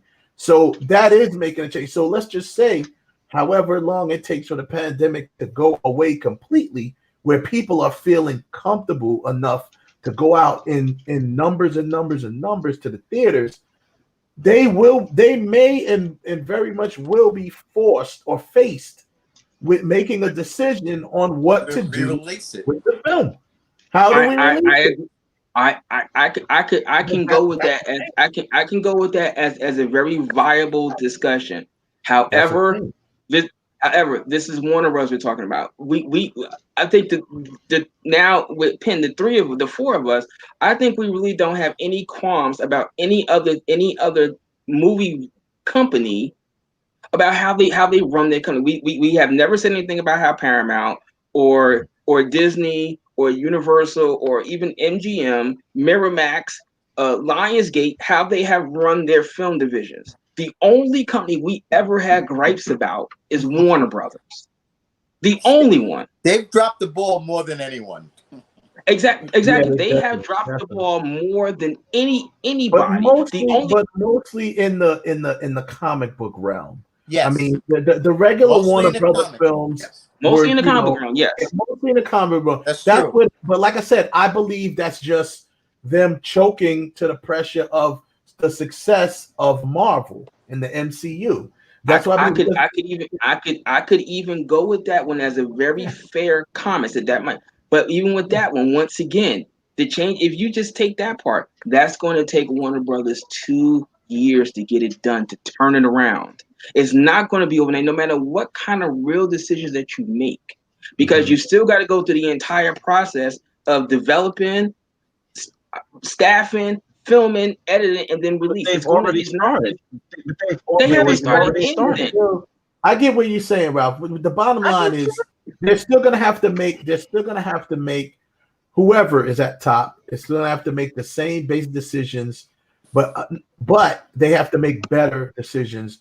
Better decisions on the filmmakers that they bring in to do these films. Better decisions on who they're going to trust. Who they're going to trust to kind of oversee this thing and stay out of it. The reason why Disney is successful with their acquisition of Marvel is because they put someone in place that they trust, which is, well, even if Kevin Feige was in place, they left someone in place that they trust, and they gave him the opportunity to really, do what he do. Now, make no mistake, just like Bruce points out, if Disney decides to say, that can't happen, I don't give a shit what Kevin Feige said, it ain't happening. It ain't happening. But they chose because they see they put in their money back on it. It's just like I always say, I'm a diehard Met fan. I always complain about the Mets. And what I say about how Steinbrenner, rest in peace, George Steinbrenner used to own the Yankees, would put the money back on the field. He put the money back on the field. And everyone used to, the people who don't like the Yankees say the Yankees buy championships. They do this.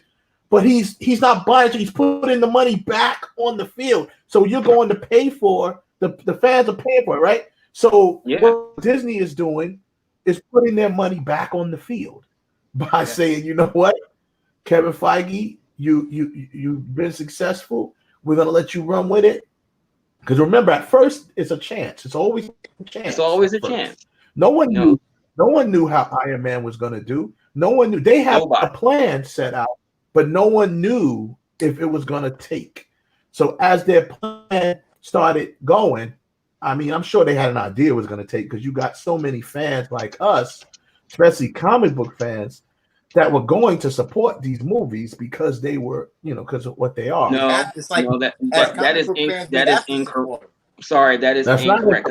That's 100% No, because with the exception of Batman, right? There really wasn't any type of before Iron Man. If you want to say that the Nolan series, well, Nolan was only one movie in, but when the Iron Man came out.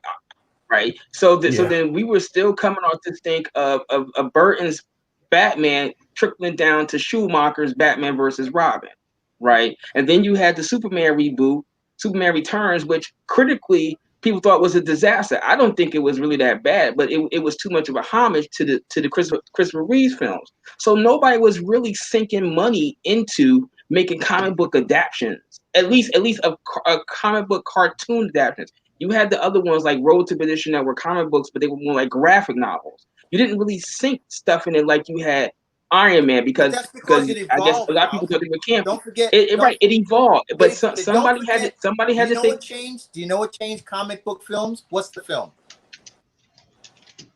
What's the film? Well, everybody really gives credit to Xfl. What it is. But really, it's Blade. It was Sin City. It was Sin City. That is the truest form of comic book I guess you say transference. Translation to the big screen was Sin City. You took basically a comic book and put it in a big theater. Okay. Yes or no? I can agree with that. I can agree with that. That's almost inarguable. Sin City was the first comic book movie. It almost like where it played out like a comic book on screen. Yeah. On screen. If you never read a comic book, when you watch Sin City, you read a comic book.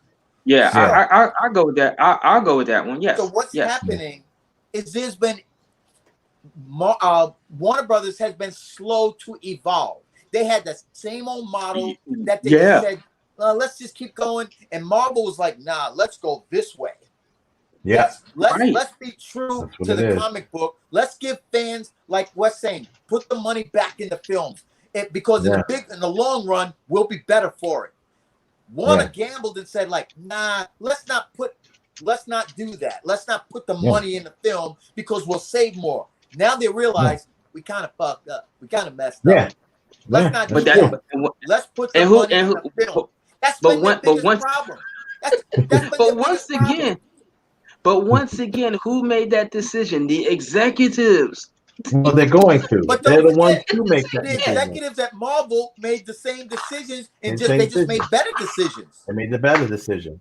They said, it's "Look, the same." Okay, whether one wears a blue suit and one wears a black suit, they're still suits making decisions.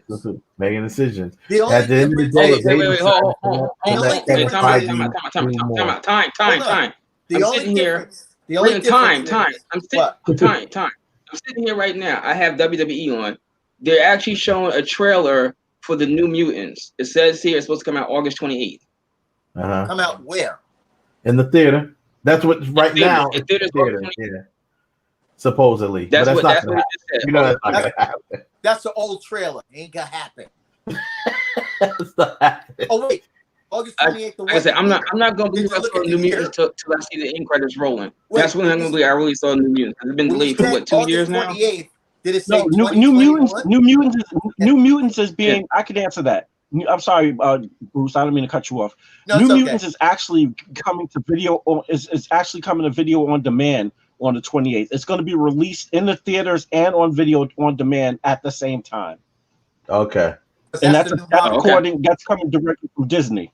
That's the new model. Because remember when they would wait like a year? I gotta be right back. On DVD first, but then they realized, you know what? Let's just put them out at the same time. Yeah. So you're right. They just changed their business model.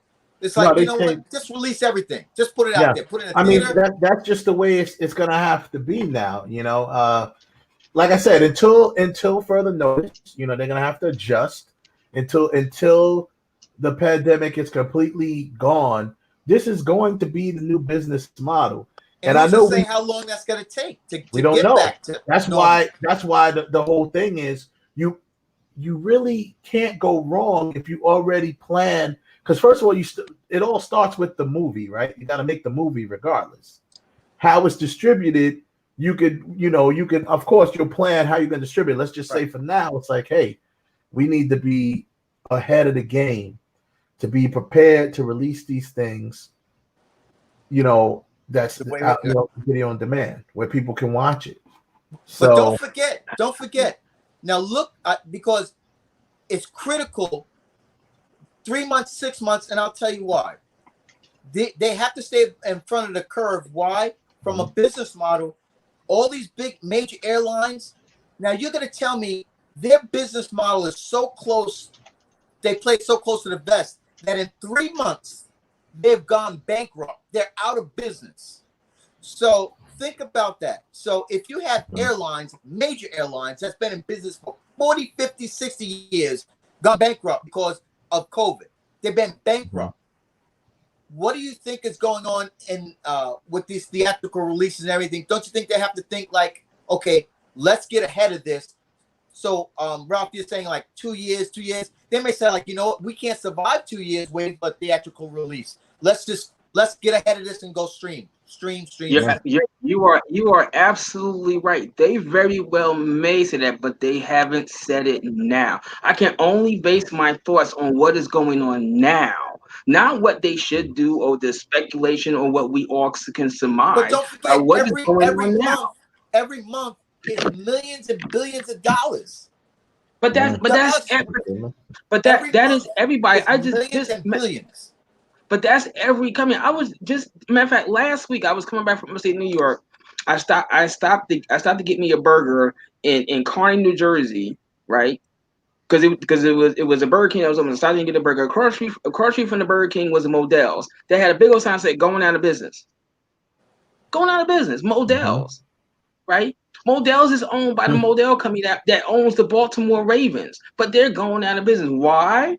And many other companies. Why? Because they were late to come with online ordering. I don't know why Modell's actually going busy. But the example I was giving you is because the business model where you have where your money is in mass gathering. Airlines, mass gathering. Airline travel, because one at the airline, at the in the airlines airport, you have thousands of people huddled together. On the plane, people gathered together. That's why it would immediately go bankrupt. Stadiums, concerts, theaters, any place where there's a mass gathering is feeling $1 million pinches by the minute. So they don't have by the second. By the second. So like I said this last week. If before so they don't they have start 2 talking years about to decide to turn it around. They have to make decisions now. But once again, as of this moment, August 10th, 2020, those decisions that even they have not made any of that stuff public. I can only base my thoughts on what has happened now. You're absolutely right. Yes, they should get about in front of it as much as they possibly can. Now, publicly, they haven't said anything. Now, maybe behind scenes they have. But Ralph, if you own the companies, you wouldn't. But I don't. But wait, hold on. If you own these companies, or if you own the movie studio, you can't make decisions based on now. You have to make decisions on tomorrow. That's how you stay in business.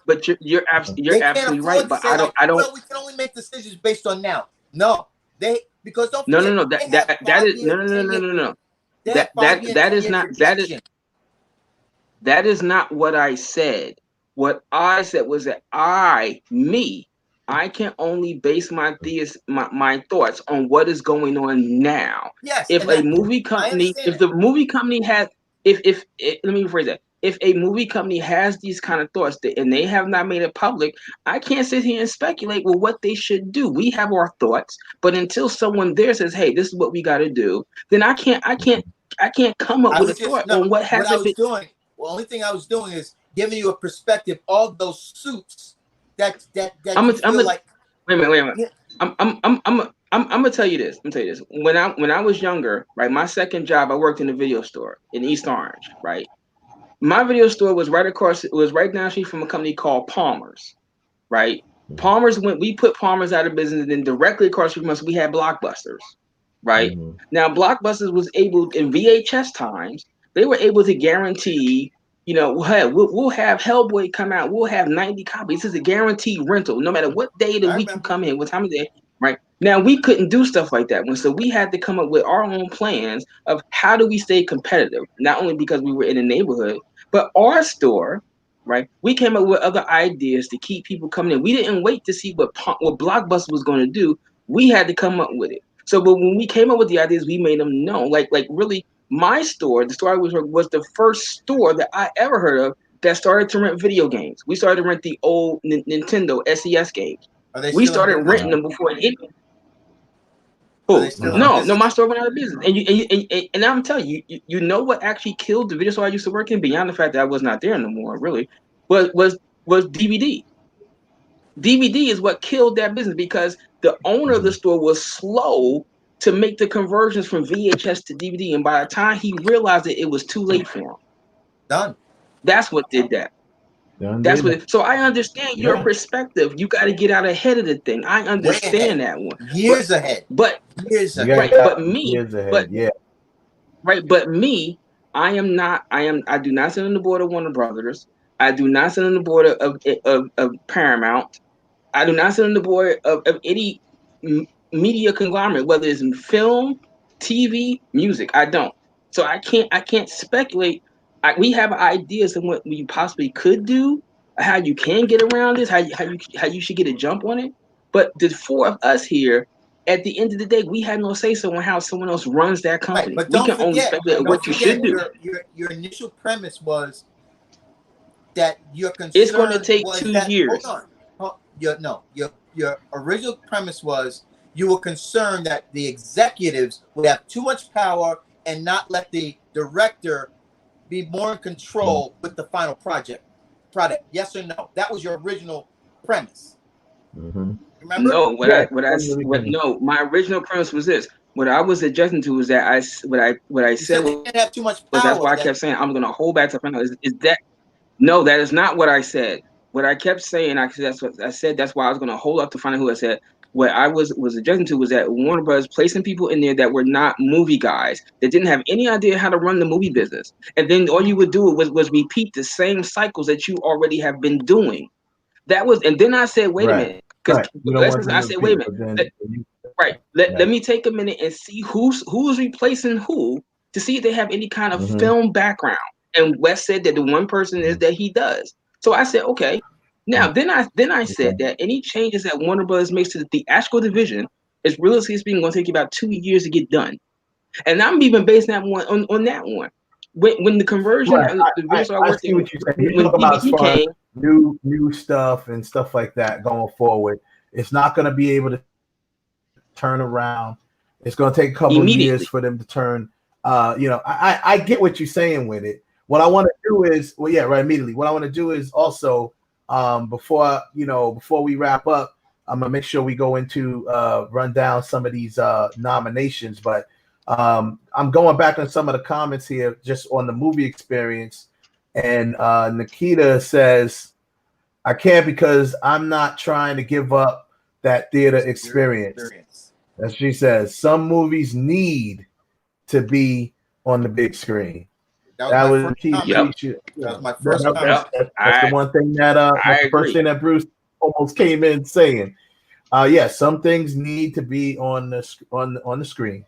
Yes, we agree. Obviously right now they have to make adjustments. And what Kev said, to his point, he said that although the streaming experience is here to stay, the movie experience, of course, long as there's no pandemic, the movie experience is not going to go away completely.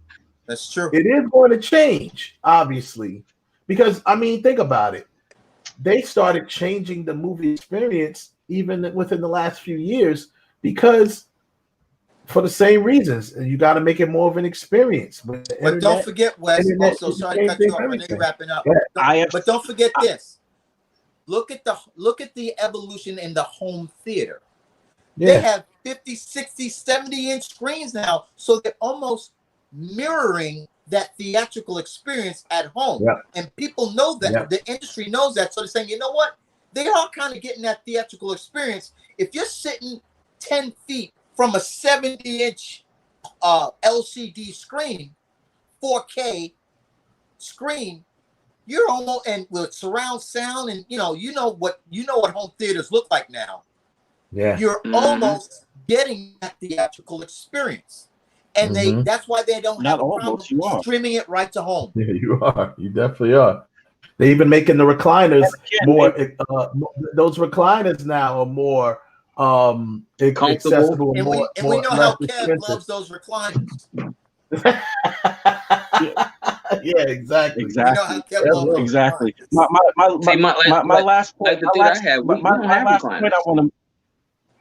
My last point I want to make on this is the other thing that people need to realize is that IFC back in the early 2000s had already started the model of in theater same day, on screen same day,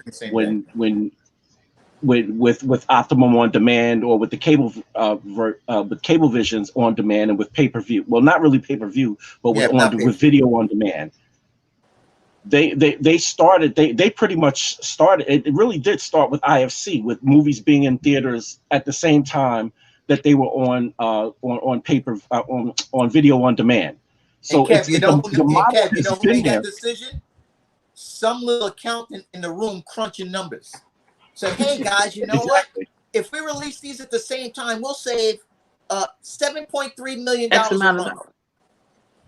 Yeah. Yep. And I'm gonna say this, Kevin. Even though IFC really as you said, was the forefront of that one. IFC has never had a movie in their entire movie business that has had that would be considered a blockbuster, where they even had to make that kind of decision. They really haven't. They've never had a movie that they knew was going to make hundreds of millions of dollars. They said, well, wait a minute, do we put it on demand the first day and theatrical, or do we put it in theatrical and make them? They haven't. They haven't. Well, first of all, I don't mean to cut you off. Well, first of all, before you try to put a but first of all, before you try to put a bullet in what I'm saying, first you have to remember about IFC. The name IFC means the actual acronym for IFC. It means Independent Film Company. So those are independent films. So they're not. They weren't. Those films are not made to be blockbusters. So I don't understand where that point came from. I tell you why. A couple years ago, I was dealing with this gentleman named Ty Hickson. Right, he was my client. He's an actor. IFC picked up a movie by them. It was called "Gimme the Loot." Small little independent film. What changed that model for them was when IFC took the film to Cannes, because Cannes wanted it into their film festival.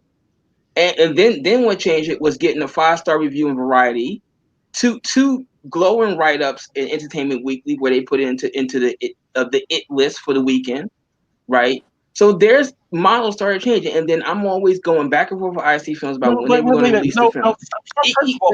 But even with that one, IFC Gimme the Loot was not expected to be I'll just say like a $30 million grossing movie. It wasn't expected. It's supposed to be something small, which is what it was.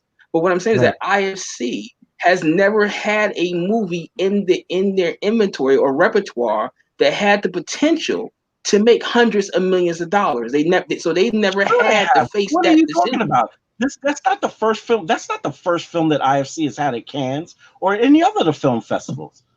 IFC's that's not what I said. That is not.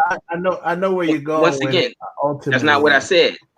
But I know where you're going with it ultimately, as far as that goes. But I mean, the bottom line is to put a pin in it. The film industry obviously, has to make that change.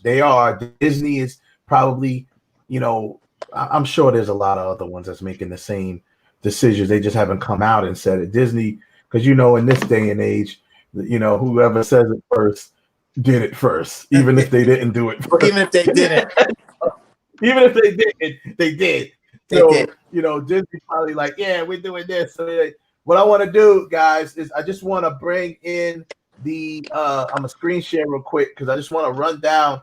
We bring back to the fact that Netflix, like as we're talking about this, you got the streaming service Netflix that leads the Emmys with 160 Emmy nominations. That's crazy. That's the most ever for anything, for a streaming service or a network. All right. You also have, let's see, you got Ozark, Netflix show Ozark, and HBO show Succession. They led the drama categories with 18 nominations each, while Amazon's The Marvelous Mrs. Maisel,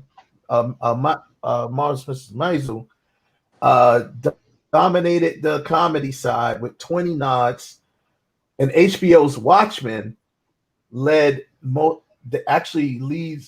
most nominations of any series, securing 26 nominations for the Regina King-led show. So Watchmen leads all series with 26 nominations. And you got, like I said, I ran on the other ones really quickly because it doesn't take long. That's why I saved this to last, because it really doesn't take long to do this. Just reading it off the screen. So if you see here, so in the drama series, we got Better Call Saul, AMC. Out of these drama series, let's what I want y'all to pay attention to is how many of these categories are actual networks. That's what I want to know. Who's actually network? So we got AMC, that's a network. Better Call Saul. The Crown, Netflix. Then you got The Handmaid's Tale, Hulu. Yep. Then you got Killing Eve. Okay, that's BBC, so that's a network in AMC. Then you got The Mandalorian, Disney Plus, that's streaming, right? Ozark, Netflix. Stranger Things, Netflix. Succession, HBO, that's a network. Okay, premium network, but still a network. So there you go. There's the streaming is ahead right there. In the drama series, I mean, personally, this is a good category. I think I would go with Ozark. I think that was just. I don't think nothing with Stranger Things is great. Season 3 was not the best of the series. Ozark man. I'm an Ozark man. Yeah, I have to go with. I'm going with Ozark, but I wouldn't be surprised if the Mandalorian wins because Baby Yoda just won everybody's hearts. Ozark. I'd be stunned. Ozark. I wouldn't be stunned. I wouldn't be stunned. I want Ozark to win, and I think Ozark will win. Is too niche. You got to be comic book and science fiction. Ozark cuts across all lines. Yeah, it does. I think the drama series is gonna be Killing Eve. I think it's gonna be Killing Eve. Okay, Killing Eve. All right, so then comedy series, Curb Your Enthusiasm. That's HBO. That's a network. Then you got what's that? Dead to Me, Netflix.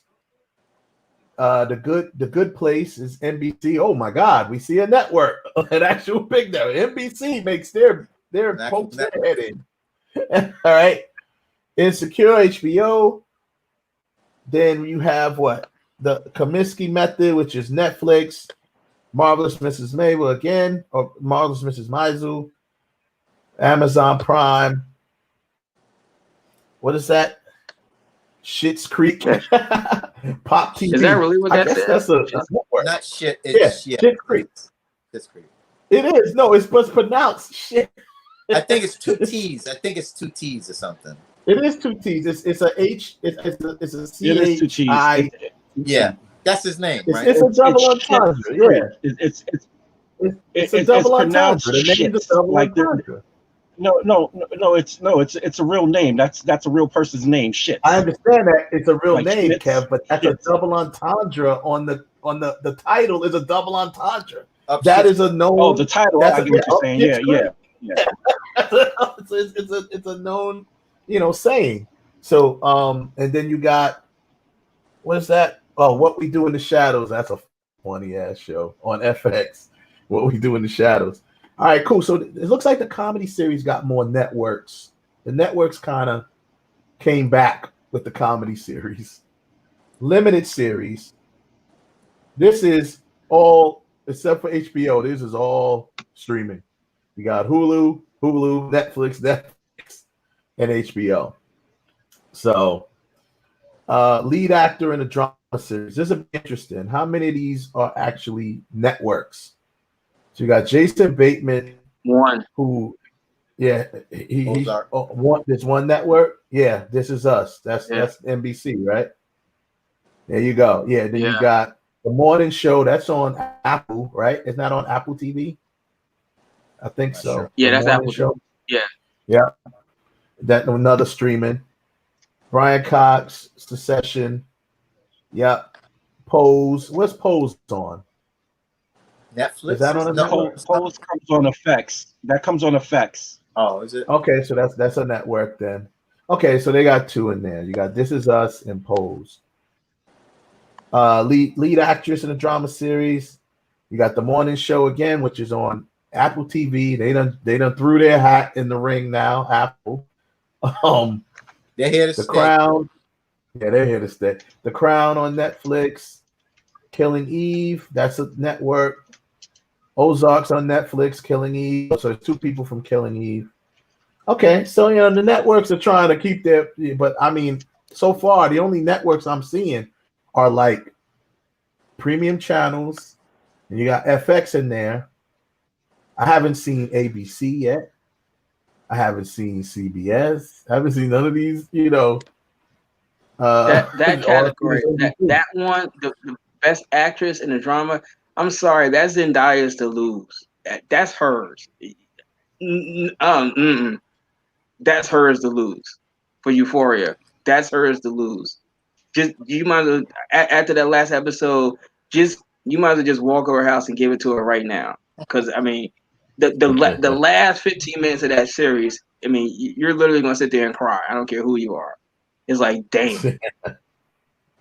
You said it's hers to lose, huh? It's gonna be tough. It's gonna be good. She might be able to rock that out. Lead actor in comedy series. Did we do that? Blackish. So there we go. There's ABC. They poked their head into it. Blackish. All right. And then you got the comedy series. I think you will see on networks because, funny as it sounds, the streaming services haven't really decided. You know, they dipped their head into comedy, but they're really going with the dramas and the action series and the stuff like that. That's what most of the streaming services are doing. They got comedies, obviously. Well, most of their Orange is the New Black. Most of the they got a lot of stand-ups. Yeah. Black Monday, Ted Danson, The Good Place. See, these are mostly like networks, I think. Michael Douglas, The Kominsky Method, then Schitt's Creek again. Eugene Levy. Say that again. Yeah, Regina. Eugene Levy. Schitt's Creek. I think that's just fun to say. That's why they made the name that. That's fun to say. Schitt's Creek. Yeah. So, okay, lead actress in a limited series or movie. Jeremy Irons for Watchmen. Yeah, so that's what I was about to say. There's a lot of Watchmen got a lot of nominations, so now you're gonna start seeing a lot of Watchmen stuff. So Jeremy Irons for Watchmen, Hugh Jackman for Bad Education. Who's that? Paul Mescal. I don't know. That's the name. Normal People. Jeremy Pope. Hollywood was a very good series, by the way. I think that was on Netflix too. Hollywood, and that was produced by the same guy who did like Nip Tuck, and the same guy who did Nip Tuck. He actually did Glee as well. Ryan, whatever his name is. I can't think of his name right now. Yeah, it's Ryan something. Yeah, he's the producer of that. Mark Ruffalo. I know this much is true. All right. So it's looking. I mean, without even going through everything, if you see. Oh, okay. So Regina King is up for lead actress in a limited series or movie. Regina King should win that. I don't know, but I think she will. Yeah.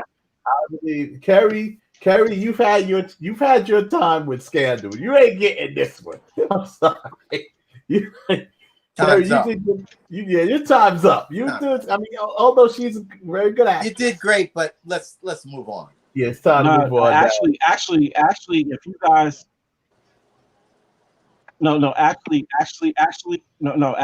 actually, to be quite honest with you, I'm telling you guys, check out Little Fires Everywhere. What you guys are saying more so applies more to Reese Witherspoon than it does, and also because Reese Witherspoon is also in 2 other series aside from this right now. Yeah, she is.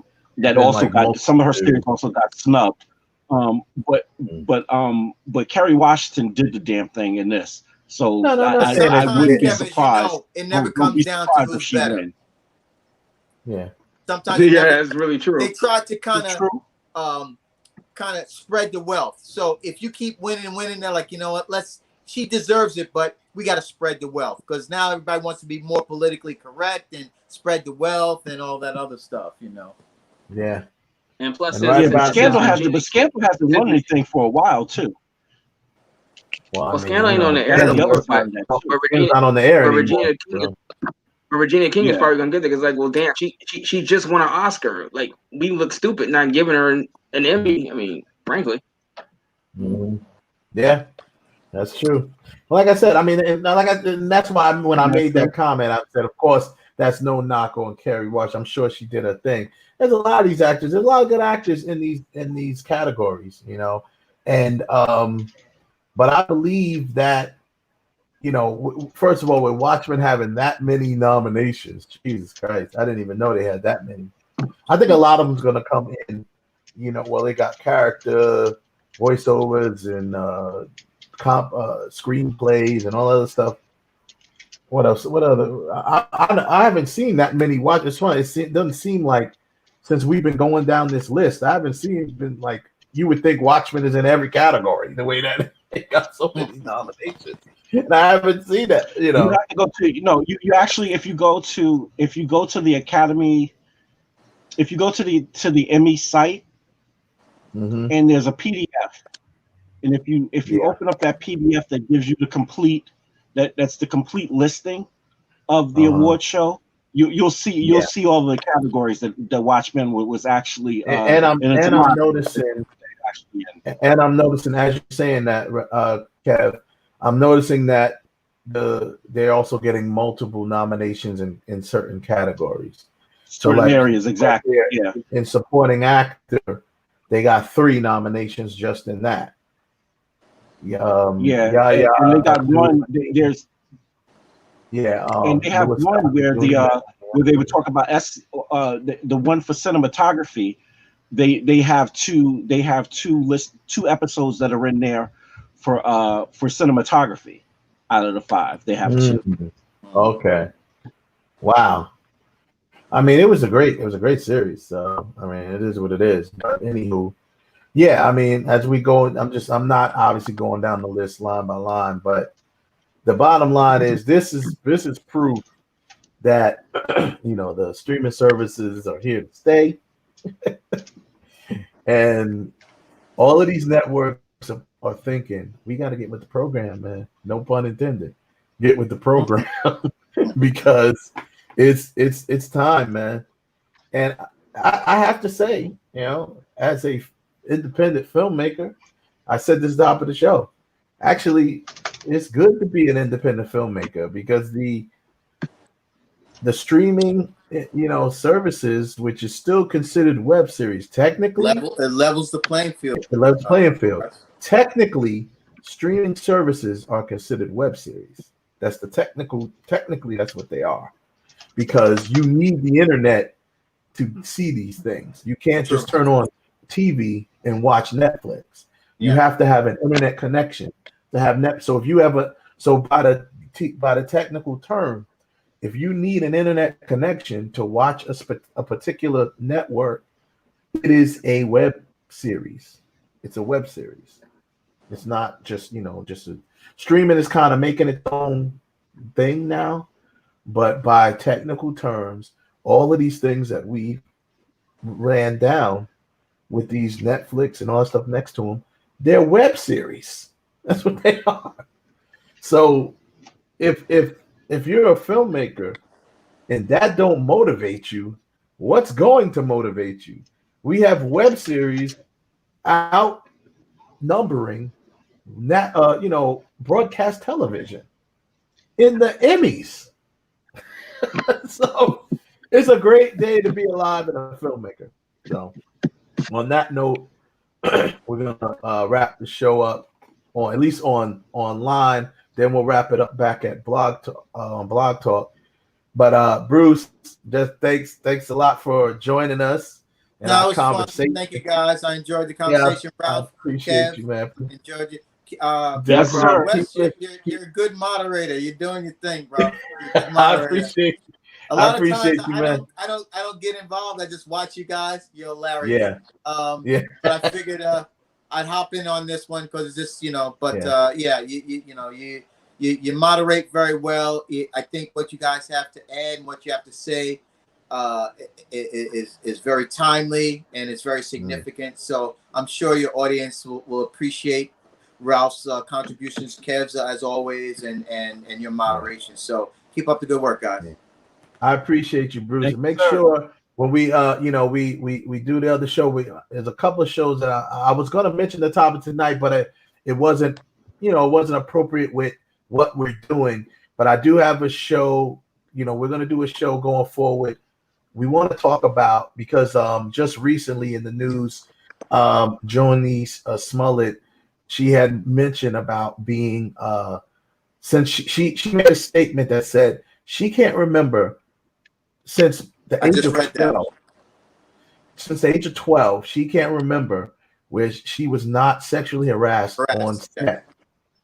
Right? Read that today. So I thought that I was gonna kind of cover that today, but I said, you know what, that deserves its own show. Yeah. Right. So Yeah. we're gonna be real about, and I'm gonna get some. I want to get some female actresses that I've worked with or whatever to come on and chime in and give their opinions on that, because whoa, that's gonna be a hot topic, bro. That's a big topic, bro. And I said, yo, we need to tackle that, because that is what blew me away is the 12 years. She said since she was 12 up into the project that she's in right now. Yeah. She said she cannot remember when she wasn't. Either it was another actor, and she's talking Director about or producer. director, producer, another actor, could be an AD, one of the assistant directors, could be a PA. Somebody on set harassed her sexually. And she also said there's been times where she's actually asked to be removed from the film completely because she may have to do a love scene with an actor and he made it weird by saying something about her body or flirting or whatever. Let's not forget, and I'm not gonna, like I said, I'm not gonna harp on it until we do the show, but these cats seem to forget that at the end of the day, you're doing a job, you're at work. So regardless of you at work, casting, that's what they're feeling. They're like, oh, the casting couch, but nah, man. Yeah. So this is where that's where their minds are. So I want to bring. That's gonna be a good show, man. That's gonna be a powerful show. Yeah. It's gonna be a powerful show. So definitely check back with us on that, Bruce, because I'm gonna get a couple of actresses up here on the panel, and I definitely want. No pun intended. Keep me posted. Yeah, exactly. All right, brother. Thank you. Take care. Yeah. So we'll on that note, I want to see if there's any other things in the room we want to put. There's no comparison. Regina. Oh. Yeah, Nikita says there's no comparison. Regina is an actress for real, for real. So, all right, that's cool. Nikita, what? Wait a minute, Nikita, what does that mean? That I'm giving you Paul Pierce when I squint? I don't understand that. I don't know. I don't know neither. I'm like, huh? Can't disagree with that because I saw direct transition, but before that, like people were taking Blockbuster's business. Okay, that's what Maddie says. Actually, can't agree with that because I saw a direct transition, but before that, bootleg people were taking Blockbuster business. Yeah, true. Yeah. Bootlegs was taking Blockbuster's business. She's right about that. That's the damn truth. Actually, the bootleggers were actually taking more of the theater money. Theater too. Piracy. Theater too. Yeah, theater money, pirating and stuff like that. And the internet made it easier to pirate, just like it made it easier to share music. Napster, Sean Parker, Napster, So yeah. So I mean, it's a good topic, man. Good show tonight.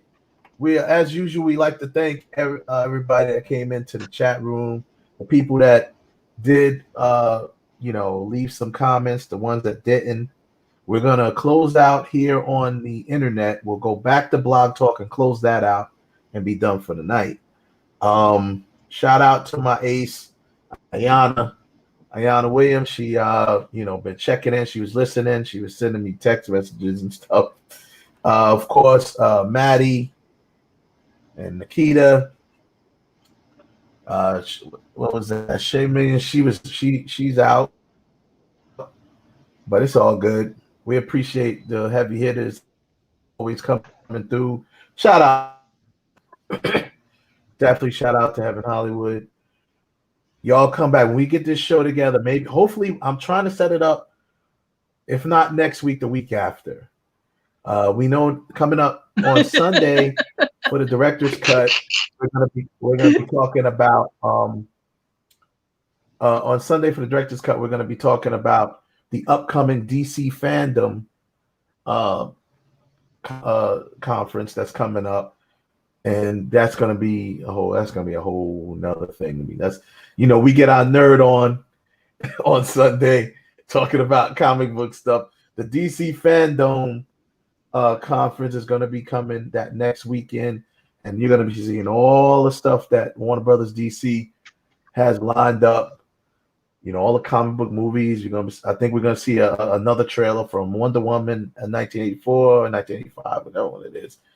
The new Wonder Woman movie. Snyder is going to be there as well. He might show something else from the Snyder Cut. A couple other things. So I still got a funny suspicion. I still got a funny suspicion that even with everything I said about the Snyder Cut, I still got a funny suspicion that somehow that Snyder Cut is gonna come to DVD or Blu-ray. One way or the other. I think eventually. Maybe. I mean, Blu-rays. People still buy Blu-rays. I mean, like I said, it's not, they buy that more than DVD. As long as they're available, I don't see why not. If it's just another revenue stream, you know, it's not. You know, it won't come right away. It's going to go on at HBO Max. It's going to be on that for a minute. Yeah. Yeah. I mean, after it comes on HBO Max, I think eventually it's going to find its way to Blu-ray, and that's going to be its permanent home there. More, you know, beyond HBO Max, because like a lot of people are like, I don't know if everybody's gonna go there and just get HBO Max for this, you know. So, but if it was on DVD, Blu-ray, they will. I'm not. I'm not. I'm honest with you. I'm not. Like I don't. I'm a huge Star Wars fan. Just like with Disney Plus. Just like with Disney Plus, like with Hamilton and everything else, people will buy the service, use it just to watch what they want to watch, and then they'll cancel it. It's just like what people were doing with Stars and Power. People were literally only purchasing Stars for while Power was being shown. As soon as the season finale happened to Power, as soon as the season finale happened, people were ending their subscription with Stars. Oh, yeah, real quick, Kev, thanks for reminding me. On the director's cut also, we're going to be talking about the new Power Book 2. Power Book 2, they dropped a trailer. It's going to give you, and I found out a little bit of insight of what it's about. And we'll talk about that a little bit as well. So we're going to end the show here online and on the live. Thanks again, everyone who joined us on Facebook. Everyone who joined us on YouTube, the heavy hitters, we love y'all and appreciate y'all. And, of course, everyone who joined us on Twitter as well via Periscope. Thanks again. Come back. We'll check y'all later. Peace.